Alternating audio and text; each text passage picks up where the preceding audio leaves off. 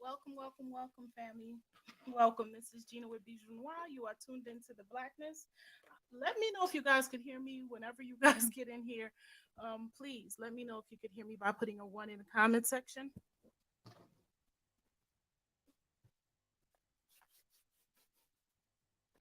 Hello, hello. Can you guys hear me? I'm very excited to be here tonight. We're going to have a great discussion. Again, if you can hear me, first and foremost, I want to say welcome with Bijou Noir. I'm happy to be here with you guys tonight. I'm going to be sharing, and I hope to be getting shared with some information or some things that's just on my mind. When I come on here, guys, I'm not here to teach. I'm just really here to splurt out some of the things that I'm learning or thinking about or struggling with. This is more of a struggle. I have not yet conquered all of this that we're going to talk about tonight. At least I hope we're going to talk about tonight cuz things kind of can get derailed.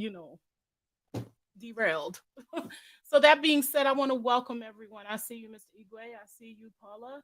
Thank you for coming through, guys. Thank you, Miriam. I missed you yesterday. I'm sorry. I had something to do. Let me not lie. I froze. This conversation is one that I froze on again. Someone told me yesterday when I'm feeling that way to just sit here and count from five to one.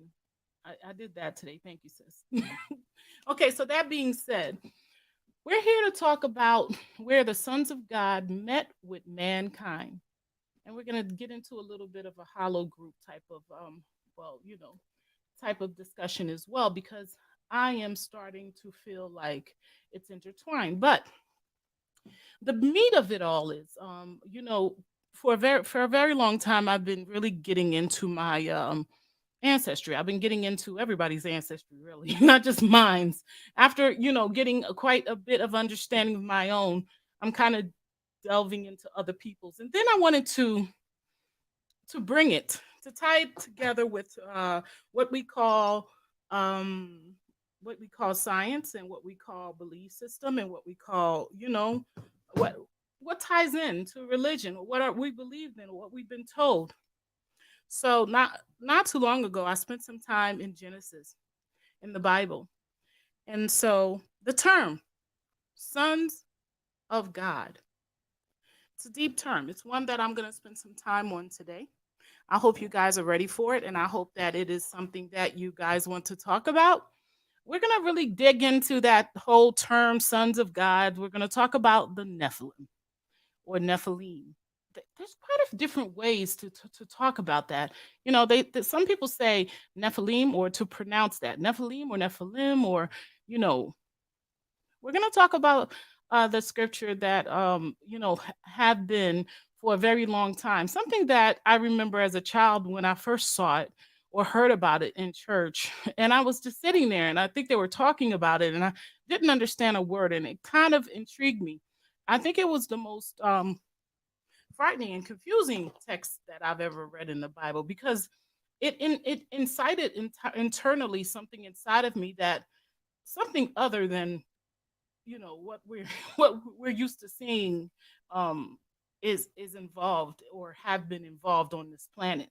But there's lots of talk about that these days, right? When people talk about the aliens, and some folks talk about the giants, and some folks say they're one of the same. Some people say that they were eliminated during Noah's time. Some people said they came back. Some people say that and what we're going to be talking about today and what we're going to be deep diving into conversation wise today is how many of us believe that these genetics are still around and that or that they even ever existed, because there's quite a few theories out there about you know this scripture right here, Genesis 6 through what 1 and 4. There's quite a few theories about that and how different people break it down based on what church you're in or what belief system or what Bible you're reading out of or whoever's leading that discussion. um and all of this right now is really theories, and because nobody in this time truly knows. But if you read it precept to precept, line upon line, here a little, there a little, and I think I'm doing just that. I'm trying to do that. I'm trying to really get the evidence of it And there's quite a bit of evidence out there, guys. When you think about the pyramids, you think about um, maps that were drawn, and they some of those old maps had giants where they would picture small men, and then they would have huge giant men, and David's, Goliath. There's reason to believe that the Nephilim definitely existed, although there are quite a few people that do not believe that is the case. When we talk about the Bible, there's quite a few things in there that, I mean, if we're not going to believe in the Nephilim, and we're not going to believe in giants, and we're not going to believe that the angels were sent down, and we'll get into the specifics of what happened, then how do we believe the story that a virgin got pregnant and had a child?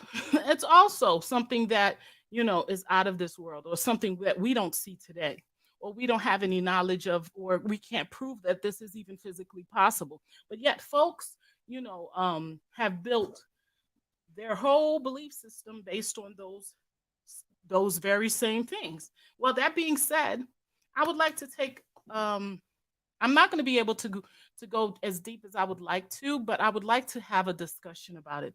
I want to know what, some of the people that watch my channel, and those of you that will watch it in the future, just let me know, what do you think about this? When you think of the Bible, and you think of some of the things that you are learning in the Bible, if you have learned in the Bible or exist in the Bible, do you believe everything? And if you do believe everything, how do we wrap our heads around the Nephilim and the genetics of the Nephilim and how they came down? Well, let me go and get started with this, because I really want to, for those of you that are not familiar with what I'm talking about, let's take a look at the scripture. I think I got a couple of clips here. Let me move this banner. I want to basically walk through the scripture with you, and I want you guys to give me your opinions. Okay, so this would be, again, we're reading, and I guess I should have left this banner up. We're reading, what you're looking at now is Genesis 6 through 1 through 4. When humans began to multiply on the face of the land, and daughters were born to them, the sons of God saw that the daughters of man were beautiful, and they took wives for themselves, whomever, whomever they chose. The fallen ones, the Nephilim, were on the earth in those days. So that means to say that they were normally not on the earth, that they were on the earth in those days. And also, after, when the sons of God came unto the daughters of humans, I think we all understand what that means. That means that they actually had sex with these daughters of humans, and they bore children to them. Those were mighty ones of old, men of name. Now, it's strange that they're calling them mighty ones of old. I guess they became great men, and their name became something to be reckoned with. Men of name. Those were mighty ones of old, men of name. Interesting. And you know what? In other places, they have been called renowned men, which you would think is something great, right? Something for you to be renowned, meaning that everyone knows you, right? Everyone knows you, but that could also be because they know you, because they know what you're capable of. Okay, so let's go to the next clip. It says, okay, so now we're going to get into another thing that I thought about. Like, well, who are the Nephilim? Because back here, it said something about the fallen ones. The fallen ones caught my attention. So I highlighted the fallen ones, Nephilim. Now, let me get back on here and just say this. In the past, when you've seen this word Nephilim, what were your thoughts? What came to mind when you saw the word Nephilim and you heard sons of God? What were your thoughts? Were you thinking the humans that God created on this earth, like Adam's seed? Were you thinking angels? Because you see, that has been an argument between churches, between belief systems. There are people that, you know what, this guy said it better than I am. So I'm going to let this clip play for a moment, and then we're going to get back to discussing.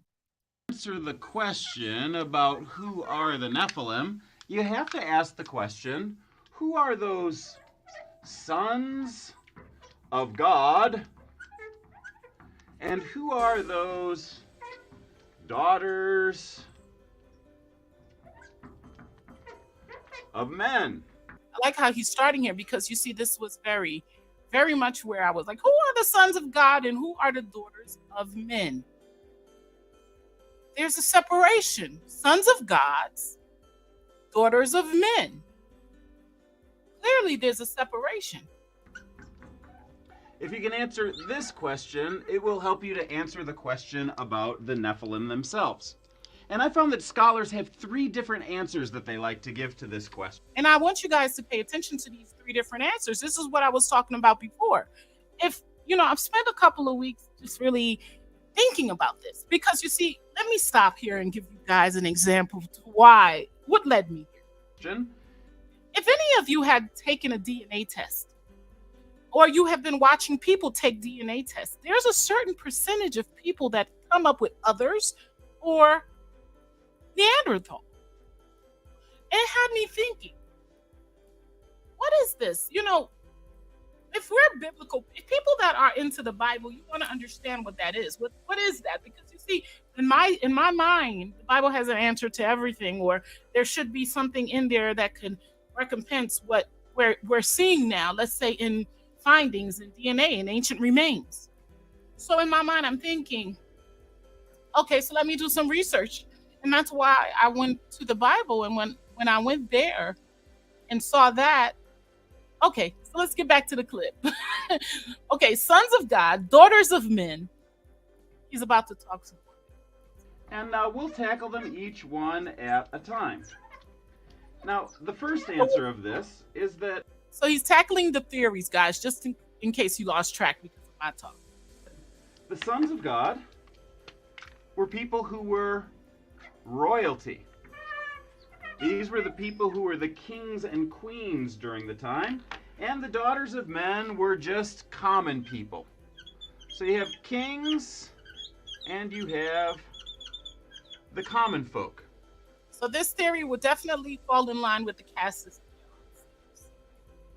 And these is always a caste system. These were sons of God as kind of a euphemism. Like, these are the ones who are the big deals. These are the ones who are in charge of everything. And the daughters of men were just normal, ordinary people. And normally you wouldn't mix between royalty and ordinary, but in this case... So this thing with casting, man, it goes back a long way. It goes back a long way. Normally you wouldn't mix with, the ordinary and, people that are kings. Common and royalty does not mix. Yeah, we've had that thing going on for a very long time. They were mixing. The second possibility that we see happening in this arena would be that some of them were the angry people, the mean people, the bad people who would be the descendants of Cain. Then others of them would be the happy people. These would be the... You guys would have to go read about Cain to find out why he would be the angry people, or those people, descendants, would be considered the evil people. Which is kind of weird because right now, do we look at population that way, or do we look at criminals that way? Like, if, let's say, this person, he was a criminal and he had children, do we now look at their children like they're all criminals? But it looks like biblically that was what was happening. Those who would be the descendants of Seth. And in Genesis chapter 4, you read about the descendants of Cain and how terrible they were. And then in Genesis 5, you read about the descendants of Seth and that they were really good people, including folks like Noah and Enoch and Lamech. And this is interesting. It's really teaching a lot here. So Cain and Seth, guys, pay attention. Descendant of Cain or descendant of Seth. If you want more information on that, go read and you'll get more information, but you'll see what he's talking about and what made one good and what made one evil. You find that the evil people perhaps married the good people, the sons of God, the daughters of men, creating a third race. Then the third possibility that's there is that I want to stop right here. When he said third race, when he said creating a third race, got my attention. Because, when we talk about race, I mean, we talk about race. But when we talk about third race, what are we talking about? Are we talking about, a race of And as Black people, we know that that word race is triggering. It's triggering to us because you see, it was race that caused our ancestors to be looked at as less than. It is race today that has, Tavon Martin and George Floyd and what's happening in some of the poor countries like Haiti. Some of the, it's race that have us at the bottom basically. So when he said creating a third race, it just, yeah. Literally just have angels or beings that come from the spiritual realm and humans. Okay. Interesting. So these are the first three theories of the sons of God and daughters of men. Okay, so you have one group of people. Let me try to break down if you're just coming in to get an understanding of what he's saying here.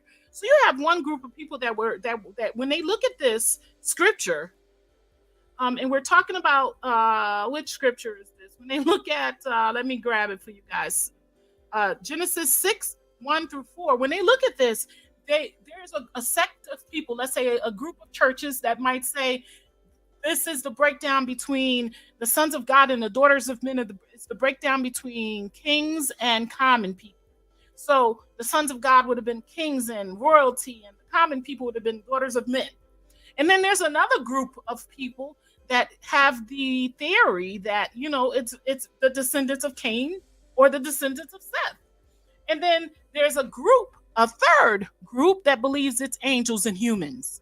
So these are the different narratives that you can find out there when you're looking, let's say, into different theologies or belief systems and how they're breaking it down. It's usually one of these three. And of course, you have another group that goes into aliens and humans and call them aliens and humans, angels and humans and call them aliens and humans. So it's quite remarkable how much is coming out of this one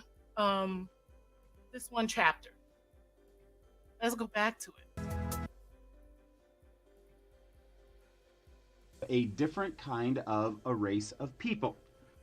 Well, of course, these three possibilities leave you with three very different conclusions about who the Nephilim were. And similarly, you could number them 1, 2, and 3, because if... So now he's about to break down. First set of 3 were sons of God, daughters of men. Now we're getting into the meat of it. What I'm confused about the most is the Nephilim. Who are they? Where did they really...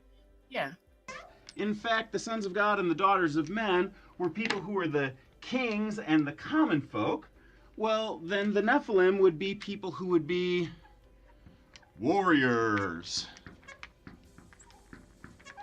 These are the heroes of old, the men of renown. They were the ones who, because of their mixed raceness, were able to bring people who are common folks and royalty together and rally armies together and make things really good for the people. When you've got the mixture... And that kind of goes with the first line item, of course, for the sons of God and, daughters of men, kings, common people, warriors. Okay, so that would fall in line that there's a group of people, when they think about the Nephilim, they're thinking about these strong, mighty warriors. They were called Nephilims because they were so strong and they were men of renown. And yeah, but that's one set of group. And yes, it's still out there because trust me, if you go look up the Nephilim like I did for the past 2 weeks, you're going to see, and these are churches, these are belief systems, different kinds, be it Baptists, Christians, Catholics, Muslim, all of that, all of that. They all have a set of theories, different theories. And it's quite interesting, which is true. That's what I'm trying to figure out. Of Cain and Seth, you have a very interesting question, and that is you have multi-ethnic leaders. Boom. So this second line item is that he's thinking that the Nephilim represents multi-ethnic leaders. Perspective. That goes into genetics. That goes into, genetics. So interesting. These would be people who come from at least 2 different tribes, if not by this point 2 different races. and they've combined together in order to be able to create a leadership that couldn't happen if you didn't have the ethnic connections to both of the tribes who were there. There may be a mixture of good and evil idea here that encapsulates that, oh, they could work in both worlds as well, and so they could succeed in ways that other people couldn't. So when we think about that, y'all, multi-ethnic leaders, a group of leaders that can succeed where others can't. You see that. You see how people speak, and we do that a lot. Our people, our race, we do that a lot. We look at others and we call them, when what's that word we like to use? White supremacy. That goes along the line of that. Very interesting. Okay. And then the third one that you have related to this is simply the idea if it was angels and humans that got together, you have giant warriors. Now, these are people who are large people. Giants, whoa. Big arms, big spear, giants. And that they were able to dominate because of their size and power and strength, and the fact that they were half divine and half human. So these are your three different possibilities. Interesting part about that is if you Google giants on maps, you will find ancient maps with drawings of normal sized people and extremely huge people. And you will find in the in the Bible where David and Goliath, that was a situation between a giant and a normal human. So this giant theory, giant warriors, not too far fetched, maybe. Now, this one fits really well in kind of a non-supernatural narrative. One that just says, hey, this was kind of the stuff that happened during the time, and people wrote into their narratives godness when they just actually were talking about reasons for a particular military dominance, and so they wrote that in as this is where those warriors came from. And then you've got this one, which comes straight out of the words of the Bible, and the problem is that there's really no indicator in the text that would say that this is from Cain and Seth. And there's no indicator that there's good or evil that's here, or why these people would have a particular advantage. Really, the one that's most faithful to the text is the third one, right here. That these really were sons of God. And we see these sons of God. Is he saying angels? I think so. I think he's saying that they were really sons of God. But we see in several places in the Bible, when you see sons of God, it is in representation to fallen angels or angels. God not only here in this chapter, but we see them in places like Job chapter 1, where there seems to be a group of people that were pre-made by God before this universe was created. When I say people, I mean cherubim, seraphim. Right. So let's not let him give it all out. Let's get back on here. Back on track. Okay, so I'm really interested in this, y'all. Because, okay, I don't know. Like I said before, if you're taking your DNA test, be it with Ancestry 23andMe or your deep dive ancestry through my true ancestry, like I'm telling everybody to do, something happens. There's another that keeps coming up. This other that keep coming up, be it comes up in Neanderthal, Denisovan, or just other. In 23andMe, sometimes it just says other. I wonder, now I'm going to give everybody an opportunity. I'm not going to be here too long, but I really wanted to strike this conversation up because, the thing about the Bible, those of us that want to embrace the Bible, it's funny because I'm going to say this before I say what I'm about to say. When I was doing the research on this, I didn't find too many of us, melanated humans talking about or having the conversations about the Nephilim. It's like one of those things we're afraid to touch. And I was wondering why that is. I mean, every other discussion that I saw was of our non-melanated brothers and sisters. Well, I'm trying, or cousins, whatever you want to call them. But they were having these discussions. They're looking at the scripture. They're trying to get a great understanding of it. And I was like, well, why is it that we're afraid to even, and it might be something genetic. It might be something that we're naturally afraid of because our DNA was at one point affected by it. So That being said, I'm going to put the link out, but I have another clip I want to share. Any of you that want to speak on this or have an opinion on this, because to be honest with you, I'm just starting my deep dive into this. I'm just getting it. This is something that I'm going to spend some time on. It is along what I'm interested in. You know, I'm definitely interested in genetics. I'm definitely interested in DNA and history. So it kind of touches on a lot of what I'm already interested in. Um, and so for me, I really wanted to come out here today and see what some of you thought about this. Now, I have another clip. I don't think I could play this whole clip, but I really want to share a little bit of it. And then I'm going to be extra kind and put the link in the description so you guys could deep dive into it too. Those of you that are interested, those of you that are interested in things like this, doesn't mean you believe it. I'm just one of those kind of people that I like to know all things. So let's go ahead and let's play this clip. And those of you that are just coming into the channel, welcome. Thank you for coming through. Share the channel. Hit the like button on all social medias, y'all. Share the channel. I'm trying to grow it and get more people talking. I really want to start the live discussions again on these things in particular. I feel like our people, we're focused on current events. We're focused on, you know, things that are trending. But I also think it's important that we dig into certain things just like others do. I think it's our responsibility to do so. So here's another clip for y'all.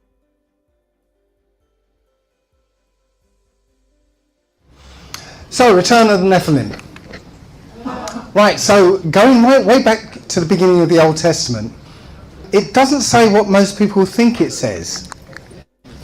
On day 6, it says, God said, let us make man or mankind in our image after our likeness. So God created mankind, male and female, together. The thing is, the word for God there is El, or Elohim, which is the plural for El. And when you look up the meaning of the word El, well, my view on how you translate languages is a bit different to what Ross said, but you've got like 8 or so different meanings. But what you do, you don't choose the meaning you want, you take all the meanings together and see what it feels like to you. So, you've got God with a little g, God like one, mighty man, men of rank, mighty hero, angels. God with little g, false God. And this next one, God with a big G, the one true, I think they slipped that one in because everything else gives you the impression of an angel worshipped as a god when you take it all together. And the hint that it means angel is El. You get the names Michael, Gabriel, Uriel, Raguel, etc., etc., telling you that the creators at this point were angels. So when it says let us make man, it's the angels doing creating. And that was on day 6. I believe it was the Neanderthals that were created on day 6, the pre-humans. Ha! This was interesting. Let's go forward. Okay, because on day 7 or after day 7, the day of rest, at some point after that, the Lord God, so the Lord of the angels, created Adam. Now, Adam's first job was to name all the animals. That couldn't have been a quick job. And after all the animals were named, it said that a helper wasn't found amongst the animals. So that's when Eve was created. So Adam and Eve weren't created together and not on day 6. 2 creations, 2 different creators. Now the proof of it is that I want you guys to really when I talk about the Bible and I talk about really learning or trying to understand all that we can about the Bible, I have to say this. Hebrews to Negroes came out, and it was the bomb. I have to say, I have to tell you guys, I've been in these Hebrew streets. I tell people since 1989. I've been, I walked away from college and started going into those Hebrew camps 5, 6 nights a week. The only day I didn't go was on the Sabbath. I want to say this to you guys. I truly believe that there is a lot for us there. But I also think that there are some things that we need to go here a little, there a little, out of there sometimes to really pull the meat of it. Don't close the door on knowing more, understanding more. Always keep in mind, and I had this discussion with a beautiful sister yesterday. Shout out to Amina. That it's important that we understand that just like our history was taken from us, just like there's a lot of things that we're just pulling out of boxes and taking the dust off of and not realizing it's full, just now starting to understand its full, connection with us. I always tell people that there's a line, there's a scripture in the Bible in Numbers that say, if a line of anything had been changed or removed or whatever, that it's no longer valid. I don't really, but I still read my Bible, and I know who I am. I've been who I am for a very long time, but I want people to keep in mind that it's important for you to dig, to keep digging. Do not get comfortable, because you see, this is when we get caught, when we get comfortable, and we become, what do you say? We become complacent and really just like, this is it. We've got it all. We don't have to look no more. You have to keep looking. You have to keep digging. There's more being shown. I mean, just the aspect of the genetics and what DNA and what the scriptures, and it's in the scriptures too. That's why I say here a little, there a little, and then, when that there a little for me is going outside of the book sometimes to pull up facts. Like now, our genetics is connecting us to the reality of we were all over Europe. We were all over Asia. We were everywhere. And because of us, everyone else is. But there's another aspect of that. What is that thing that we dealt with that made us become different? How did, people are now having discussions about how Africa, where this hollow group or that hollow group are the progenitors of all these different races. Don't we want to understand why that is? How did that happen? Who did our ancestors, or what did our ancestors meet when they started spreading themselves out there? What did they procreate with to make us become different? Is it because certain people were in hotter places? Do we believe that? Where, certain people, because they were in, let's say, right under the sun, that's why they became, because I saw this, I think I shared the clip once where some of our Ethiopian brothers and sisters believe that the reason that they're dark, they think themselves white, or, they think themselves to be our non-melanated brothers and sisters and the only reason that they're not looking like them is because they were in Africa because of the sun. Do we believe that theory? Is that something that we believe? Or is it genetics? Now, for me, these fallen angels, let's get back to that again, the Nephilim. So they fell, and to fall from grace. They wanted to come down here. Let me not just use my words, because these are scriptures, and you can't mess around with scriptures. You got to say it as it is. So I'm gonna put this clip down for a minute, like I promised. I'm gonna put the full clip. It's like 2 hours or an hour and 40 minutes. I really think you should watch it. I watched it yesterday. It's amazing. It's in depth. There's a lot that I don't agree with, but there's so much more that I do agree with. But let me get back to this clip because I want to read this scripture in totality and I want to leave you guys with something to think about. And it's important for us to think. You see, thinking is an aspect that is something that our forefathers, a lot of our ancestors that were in the spaces of Egypt, of captivity, didn't have the opportunity to do. They were told what to think. They were presented with so much work that they didn't even have an opportunity to think for themselves. They were not allowed to think for themselves. But we do. We have, because of what they went through and because of the strides made by, the powers at large and the mercies that have been shown to us, we have the opportunity to think. So who are the Nephilim?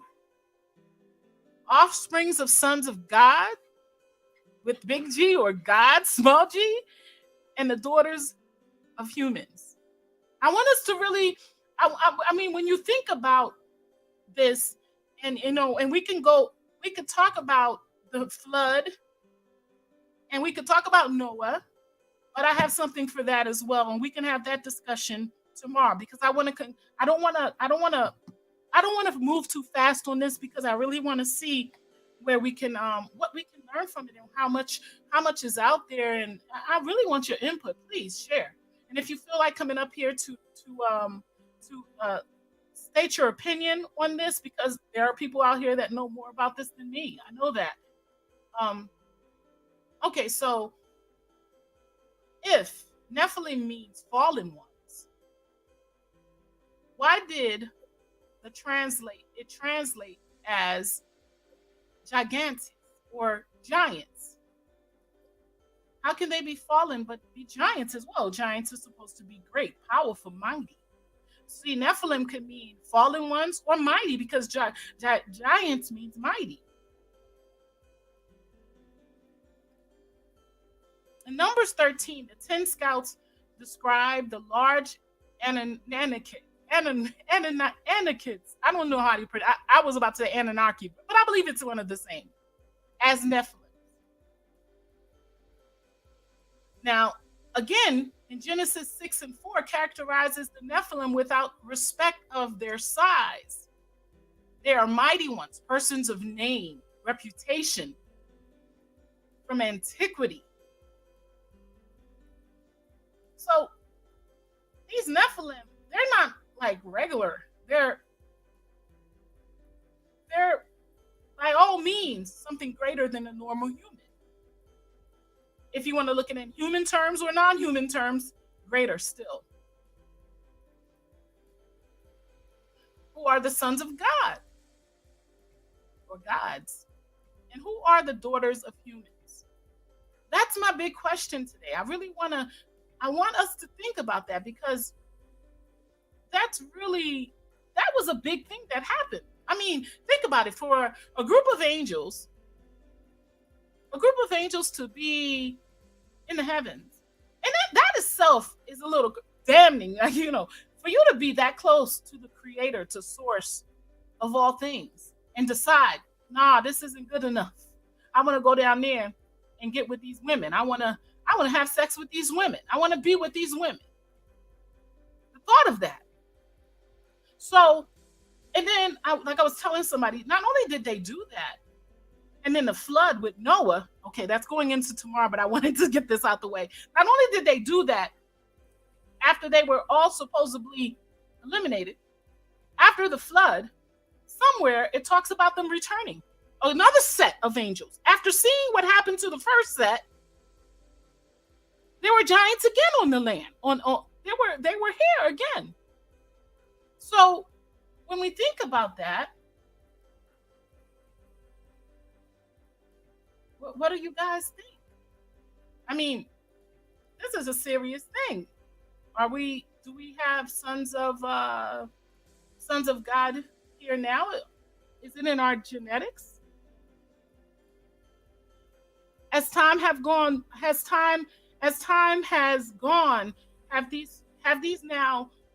have they implanted themselves? Because the Nephilim were just children of the angels, the fallen angels, and the women that they pursued.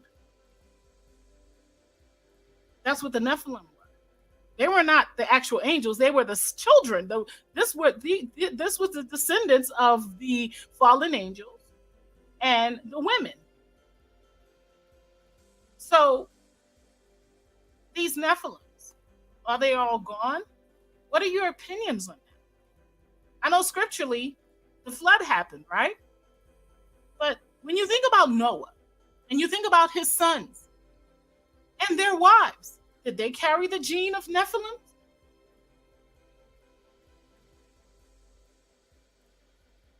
Some say daughters of humans are females from the line of Cain. The sons of God are males from the line of Seth. Others say the sons of God are celestial beings, aka angelic beings, or what some are calling aliens, fallen ones who perverted the human race by seducing women. This big talk about genetics have me thinking about this a lot, y'all. And the race for others to understand genetics. I mean, there's lots of money being put in to trying to figure out who is who on this planet. And trust me, be it that you take a DNA test or you don't take a DNA test, you're still being tested. Be it that you have knowledge of what you have inside of you or you don't have knowledge of what you have inside of you, you're still being tested. The moment that you go to the doctor, the moment that that's it.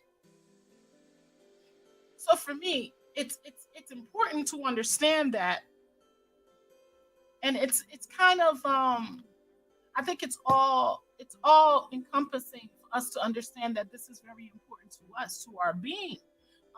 And I'm not just saying us like just us, but I mean everyone's being, to understand how much are our genetics impacted by, or maybe, or could be possibly impacted by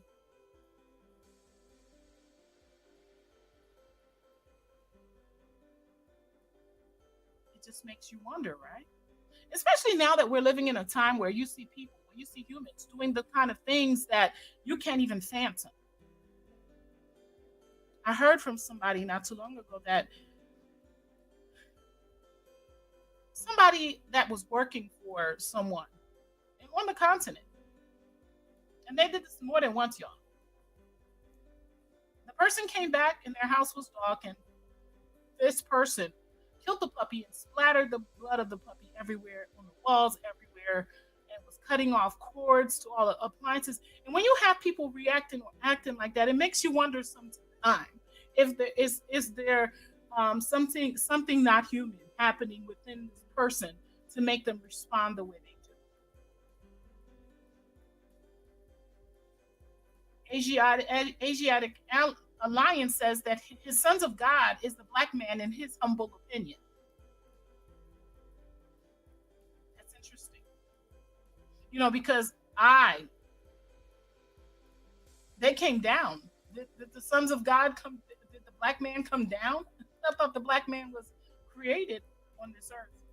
Did the black men come down? Because in that scripture, I mean, if we're going by the scripture, and that's the only way that we can go based on, is because it is in the scripture. It's not like we're coming out of something else, unless we're saying in theory that you think that it's coming from somewhere else and they implant it in the scriptures. There are people that have that mindset. I know that. But when you think about it, anywhere in the Bible where they talk about the sons of God, they are talking about fallen angels.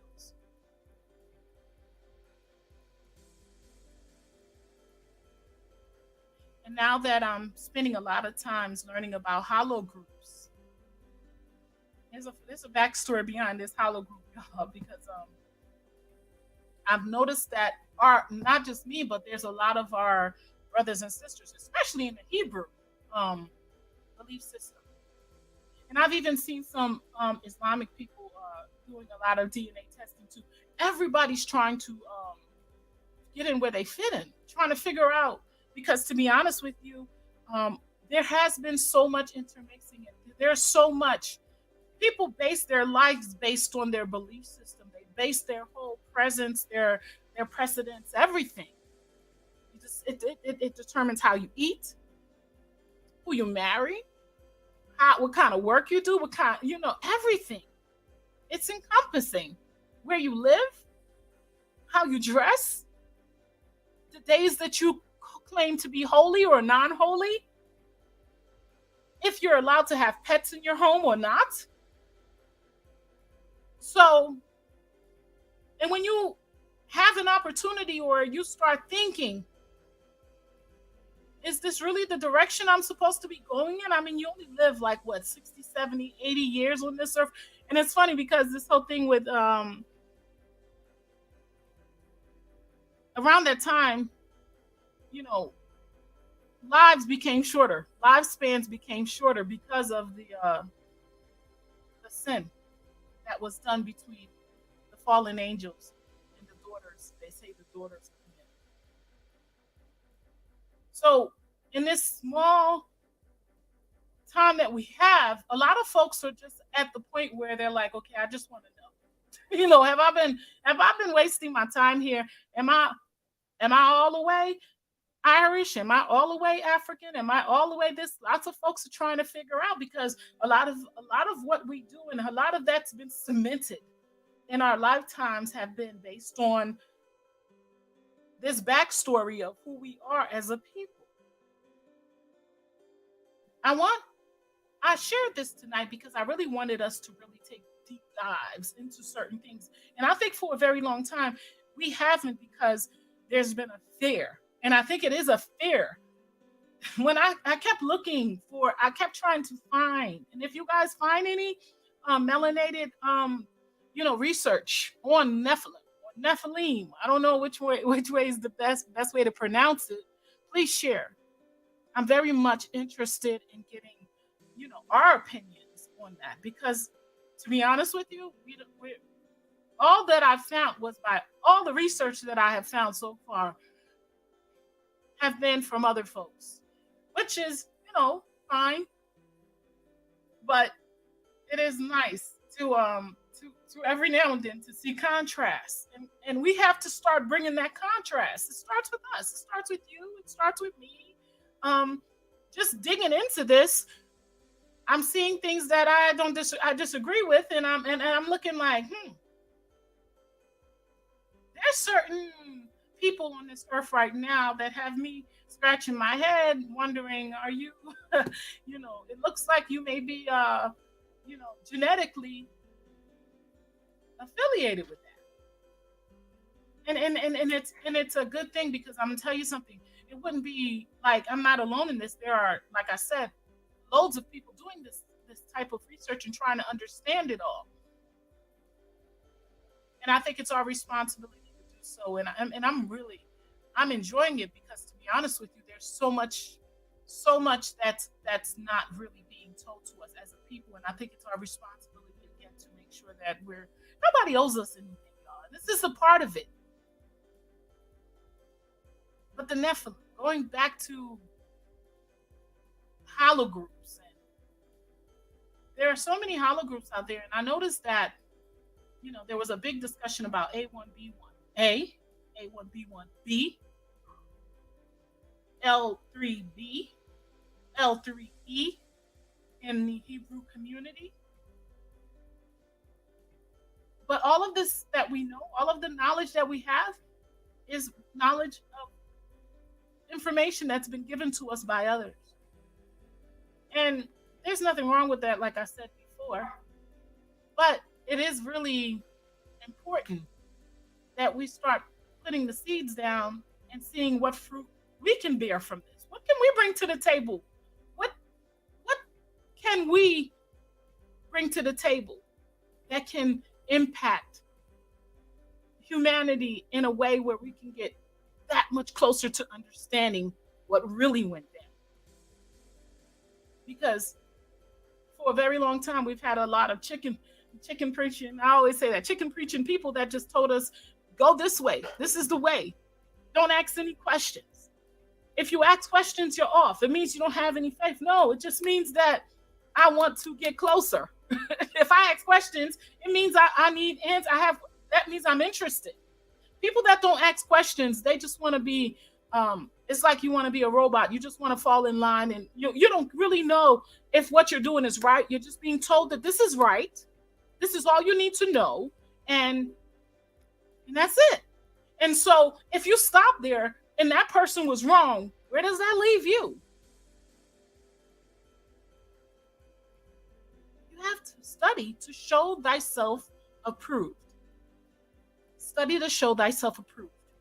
It says it in the Bible. You have to go out there and you have to know, and you have to be able to say that you are 100% behind what it is that you are believing in. It can't be something that was given to you in a package. You have to build it. Someone can present it to you, but then you have to take the initiative and build it yourself. And understand, and when you do that, then you'll understand, you'll know exactly how sturdy it is. The foundation of that will be unconquerable. And I think that's where we went off with our creator, our source. We were conquerable because we were just doing what we were told. And then when someone else came around and told us to do something different, we did just that. We didn't do the work. We didn't. I'm a fan of Edris. Edris asks so many questions. And most of the answers he get is no, but. Could you imagine when you were in school, that kid that asked all the questions, they're the ones that became valedictorian, or they're the ones that went out there and did great things. Those of us that just sat there in class and just took notes like robots and came in and passed tests based on memory, but as soon as we walked out the class, there was no more questions, there was no more research, it didn't stick. We're working for other folks. We're working for those folks today that do ask questions, that do go back and do their own research and deep dive into spaces where, let's say, the teacher didn't tell them about. They become the creators. They become the entrepreneurs. They become those people that take it one step further. Yahweh Shah took it one step further. And you see, that's when I think about what we, melanated humans, are supposed to be on this earth. We talk about all this power. We talk about all this, strength that we have. We're not strong until we're able to be so present in such a light that people can find their way through. And you can't do that if you're watching somebody else's light. You can't do that if you're waiting for them to turn on the light. That's what church has been for me. I couldn't really hang in church, y'all, because I was the kind of person that I couldn't go into a space and just be told what to do and be told what to believe. Like if you gave me a scripture, I actually took notes and I went back and I researched and I came back with loads of questions, some of which made you uncomfortable because it kind of like went against what you were saying. I wasn't wrong. I was just proving that you were just chicken winging. And folks do that. When they get in a place of power, they just expect you to feed. I'm feeding you. Open your mouth and take food. I don't think the creator, the source, the power, I don't think we were created to be that. And I think, I was talking to someone yesterday and I was talking about what is needed from us. Those of us that say that we are the chosen people of whomever. What does that mean? That's a question that I want folks to think about.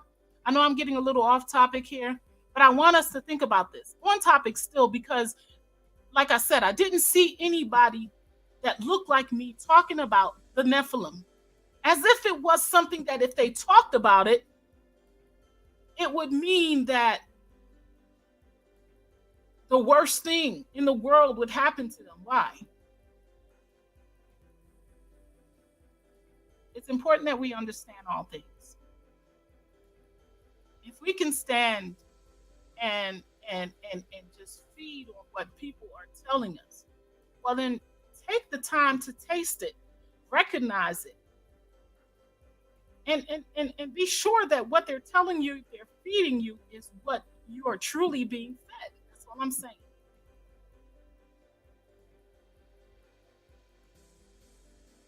So I'm really excited to be deep diving into this whole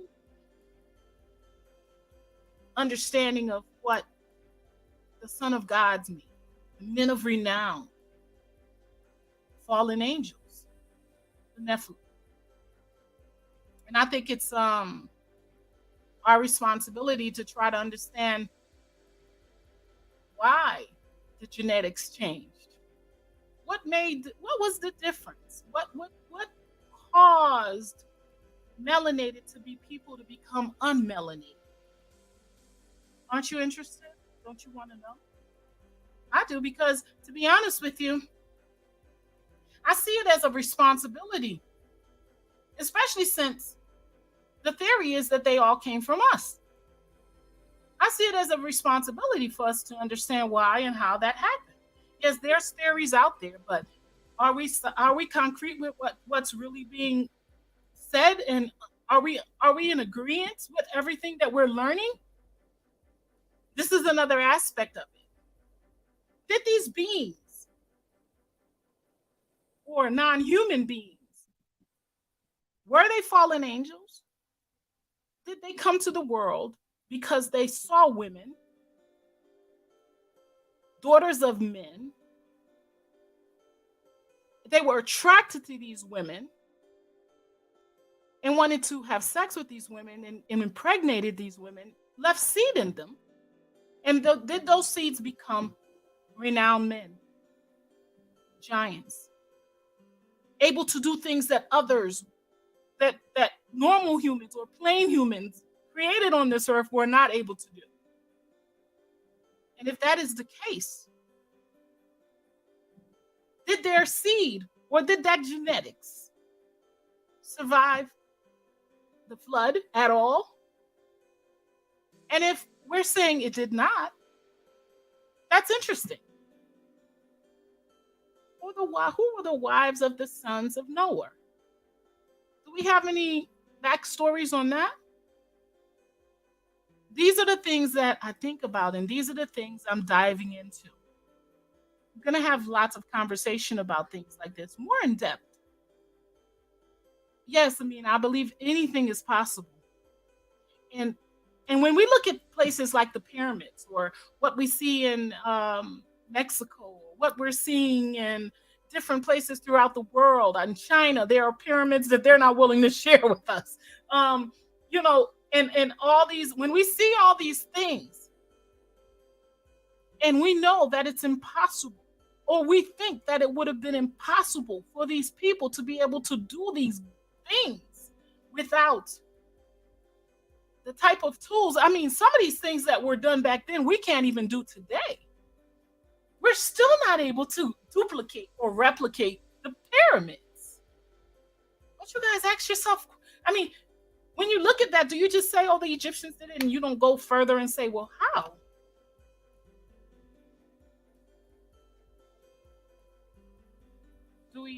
Do we not want to understand, just like others want to understand the depth of that? Not saying that none of us do. I know that we have loads of brothers and sisters that have asked this question. But lately, when we talk about finding out who we are, we're stuck on what others have done to us. We're stuck on what was taken from us. We're stuck on what is owed to us. But is that what we should be stuck on? Should we be focused more so on trying to figure out what was lost? Should we be focused on how did we disappoint our creator, our source, our provider, in such a way that he allowed such things to happen to us? These are the things that I will be speaking on, and I continually speak on. When I talk about genetics and I'm deep diving into it, it's really just trying to understand where, it's just me going through our DNA to figure out where we were, where we stood, why, and how we ended up where we are right now. You could definitely here a little, there a little, like the Bible says. Go into the Bible and you'll see it in the world.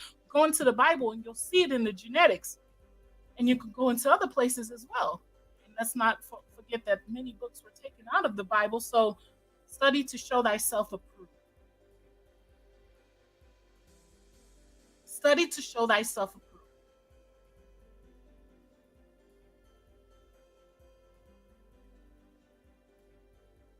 The point of me bringing up the pyramids is because I think renowned men, I think sons of God, I think maybe when we see giants and we see certain things that we see, we're not aware of. Maybe there were beings that had abilities to do things that maybe normal humans aren't doing today. Like Federated State Commit, you go build a pyramid and let me see you do it. You get 100 men and go build a pyramid and let me see you do it. So I'm questioning, and that's the point of me bringing it up, idiot. I'm questioning if this, by chance, has anything to do with something extra than, normal human beings. And I'm also questioning, do we still have some of that extra in our DNA? Because when you look at certain beings today and their ability to create things, to do things, or to see things. And this is the part that messes me up. Okay, let's play this game. So you saying that Africans didn't build it? Did anybody get that? Are you okay? No, you're not. I don't think I ever said that. Those are your words. And you capitalized it to make it seem like it means more when you capitalize it. And this is what I mean, that we come into certain spaces and we're ready to just attack each other instead of really just listening to each other. I'm talking about Nephilim. I'm talking about humans. I'm talking about creation. I'm talking about its impact and what was done. And I'm talking about, and if you don't believe in the Bible and if you don't think the Bible is true, then you need to step out, because the word Nephilim comes from the Bible. The understanding of it and what we're talking about is something to do with that.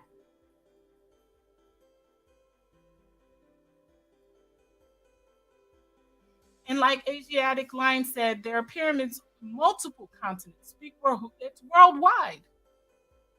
And do you believe that the only thing that exists is Africa? Do you not understand that there's a whole world, there's a galaxy, there's infinity? Are you not interested in anything other than just what's happening on that continent? And do you believe that was it? That was all that we ever touched, was that continent? I'm not limiting us anymore to just Africa, because I don't believe that's true. I believe that maybe the root or the beginning for a lot of us, at least thus far. But I don't believe that that's it, because I truly believe that we have been to many spaces, and maybe even out of this one. I don't know. When I look at the pyramids, I imagine our ancestors being able to go into other worlds. Because in this time right now, I don't see anyone that can duplicate some of what I've seen in this scene, as far as some of these pyramids being built. Some of these, I don't see any humans being able to duplicate that, even with all their machinery.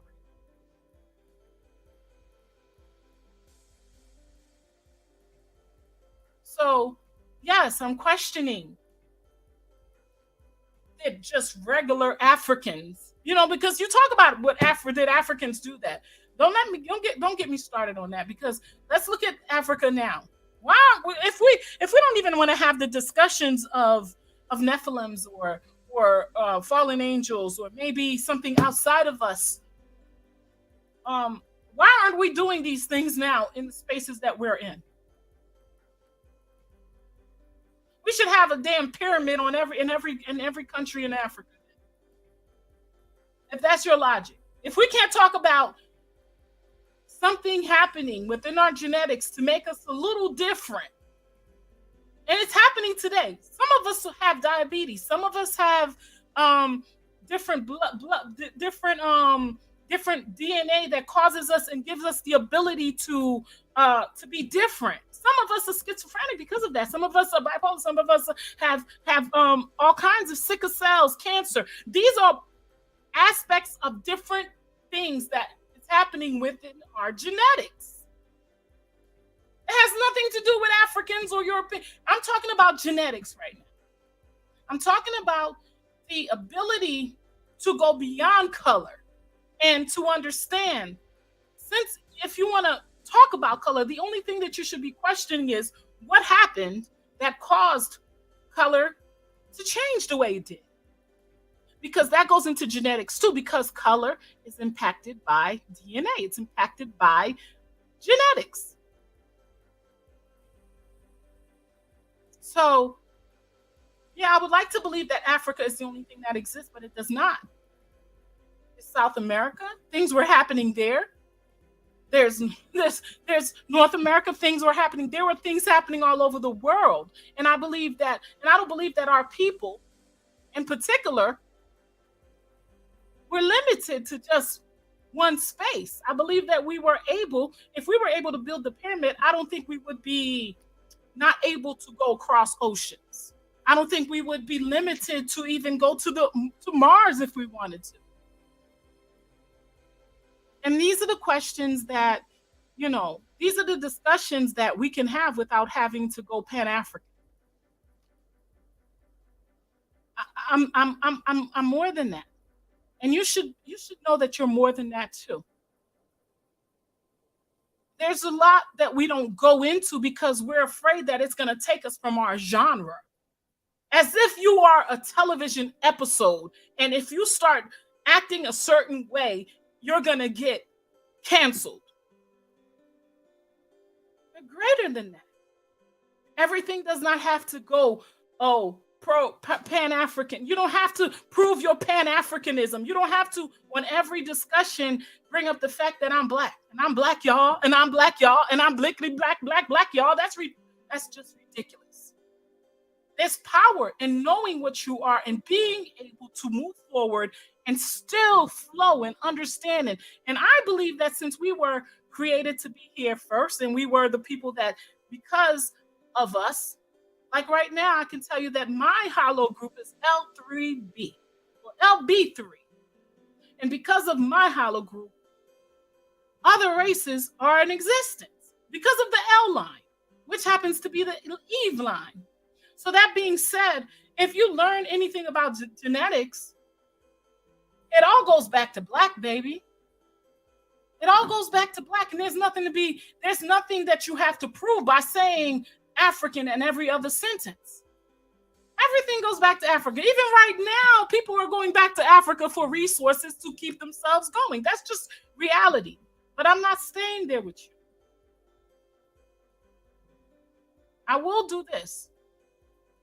I will tell you that if you stay on that one page, you cannot grow. Your ability to understand will be stifled by this limit, this thing that you have limited yourself to understanding. Okay, so the Africans created the pyramids. We should have a pyramid in every corner on the continent. Right now, we should be having floating pyramids.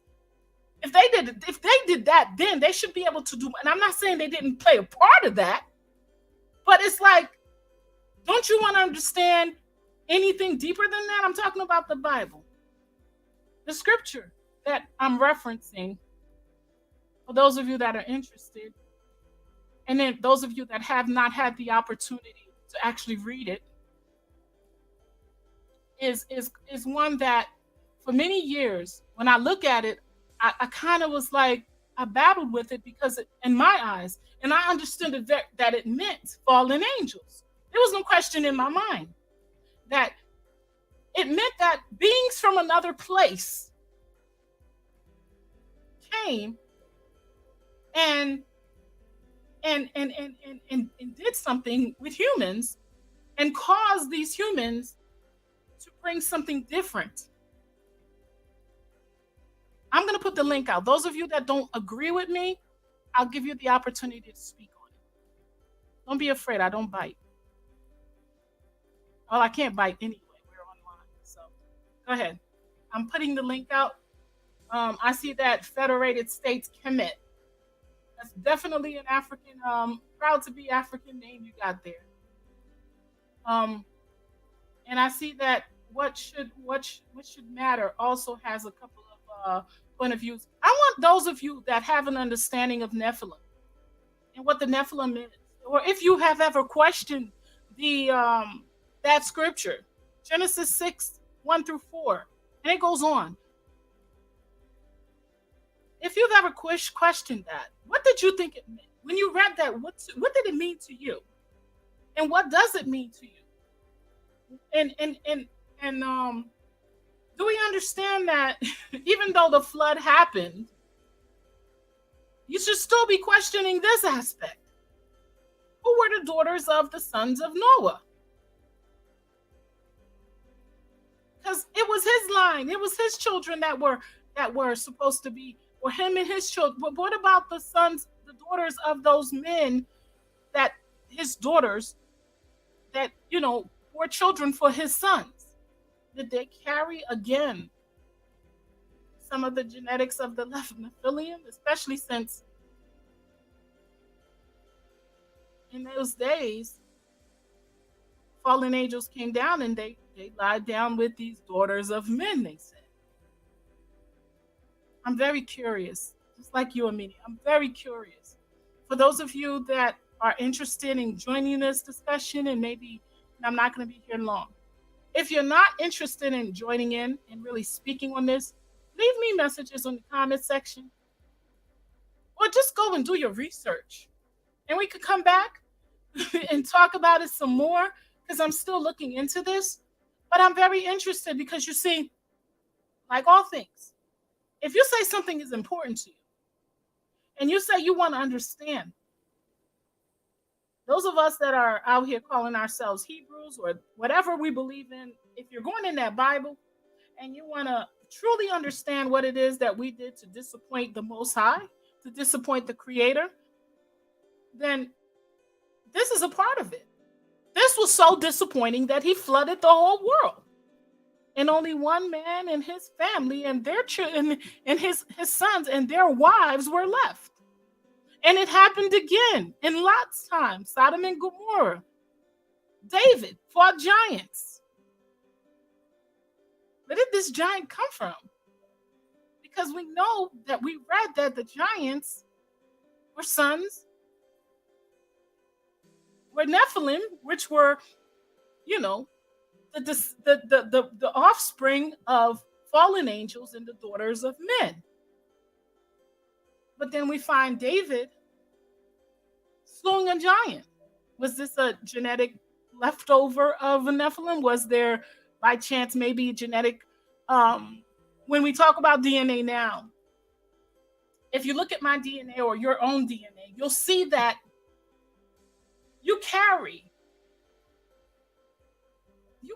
your genetics through your ancestors. And it's funny because I'm going to tell you something. If you don't get a certain, let's say, if something doesn't fall to you, it may fall to a sibling. Like, I didn't get Denmark, even though I know that I have my people, were enslaved by the Danish. But my daughters and my son did. In my DNA, I couldn't find it nowhere. So I started doubting the stories that I was told, that, our people around the early 1700s were first in St. Croix in Denmark, was, the slave people that were enslaving the people there. and then they moved to Haiti, and then and I see the French, and I saw Portugal, and I saw Spain, but I didn't see Denmark. But then you see, I have children, and every one of them got Denmark, so it was there. So you see, this thing about genetics is deep. It's like it could skip you and your children. It will still affect your children. So, and when we're talking about Denmark, I'm talking about genetics. I'm not talking about the country. I'm talking about the genetics that is in those people are still impacting my aunts, my children today. They have small percentages, but guess what? Some of them may have 3.1, some might have 2.1, one might have 1.1, and they may have children that might have 6.1. And that itself is interesting. So it means that there's a signature every time. And that's why, man, it goes back to this too, man. It goes back to the fact that, how everybody talks about how people would choose their, in places like Africa or India, or even back in here, back in old times in Europe and different places like this, people would choose their children's wives or daughter or husbands. And now it's kind of starting to make sense why they did. It seems like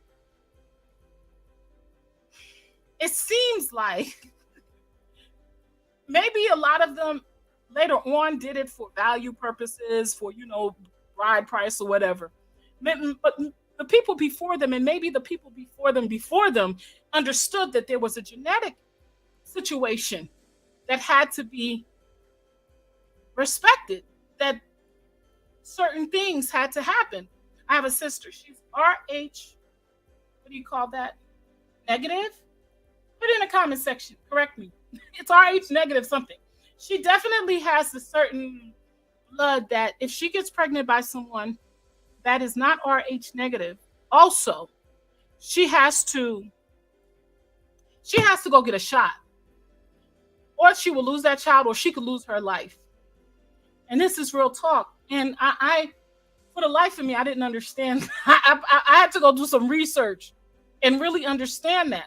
And and I guess in the past, where people would get pregnant and they would lose all their children, it might have been an aspect of this person's blood cannot receive just anybody's seed. You guys know that there is a certain blood type that if I get pregnant with somebody that's not the same blood type as me, that I can actually lose my child if I'm not given a special shot to keep us both alive. That child will automatically lose it, or I can lose my life. Amazing. This stuff is amazing. And it's like in this lifetime, we are so blessed to be able to get a better understanding, or we're able to better wrap our heads around this whole thing called genetics and DNA, and then when it falls in line with what we find in the Bible, or what we find in history, or what we find in culture, because I just spoke about culture when we talk about people choosing their children's wives. I mean, like I said, in the beginning, it might have been because they understood bloodlines. Yes, it became something about money later on, but things get lost in translation. And I think we understand that more than anyone. There's so much that is lost in translation for us as a people. I want it all back, y'all. I want it all, the good, bad, and ugly. I just want to understand it. I want to be able to wrap my head around it all. I'm not going to keep it all, but I want to understand it all, and I want to be able to understand how it impacts us. I want to understand how it impacts the world, because I believe we are light to this world. The other day, I spoke to Amina on this channel, and I said, one of the factors for me, when I talk about I was in these Hebrew Israelite streets since '89. I mean, I was with that sister that used to be in the camps 6 days a week. I was only out once, and that one day, and that was the Sabbath. And how do I say this? As I'm starting to grow spiritually. And I say I'm starting to grow spiritually because I was robotic when I was in the camps. I was just told what to do and I did it. I would see things, people would be calling themselves the comforter. And some of you might know what I'm talking about if you have any Hebrew knowledge. And I would just be sitting there acting like, well, I can't say anything. No, I spoke up. You are not the comforter. You are not the Christ.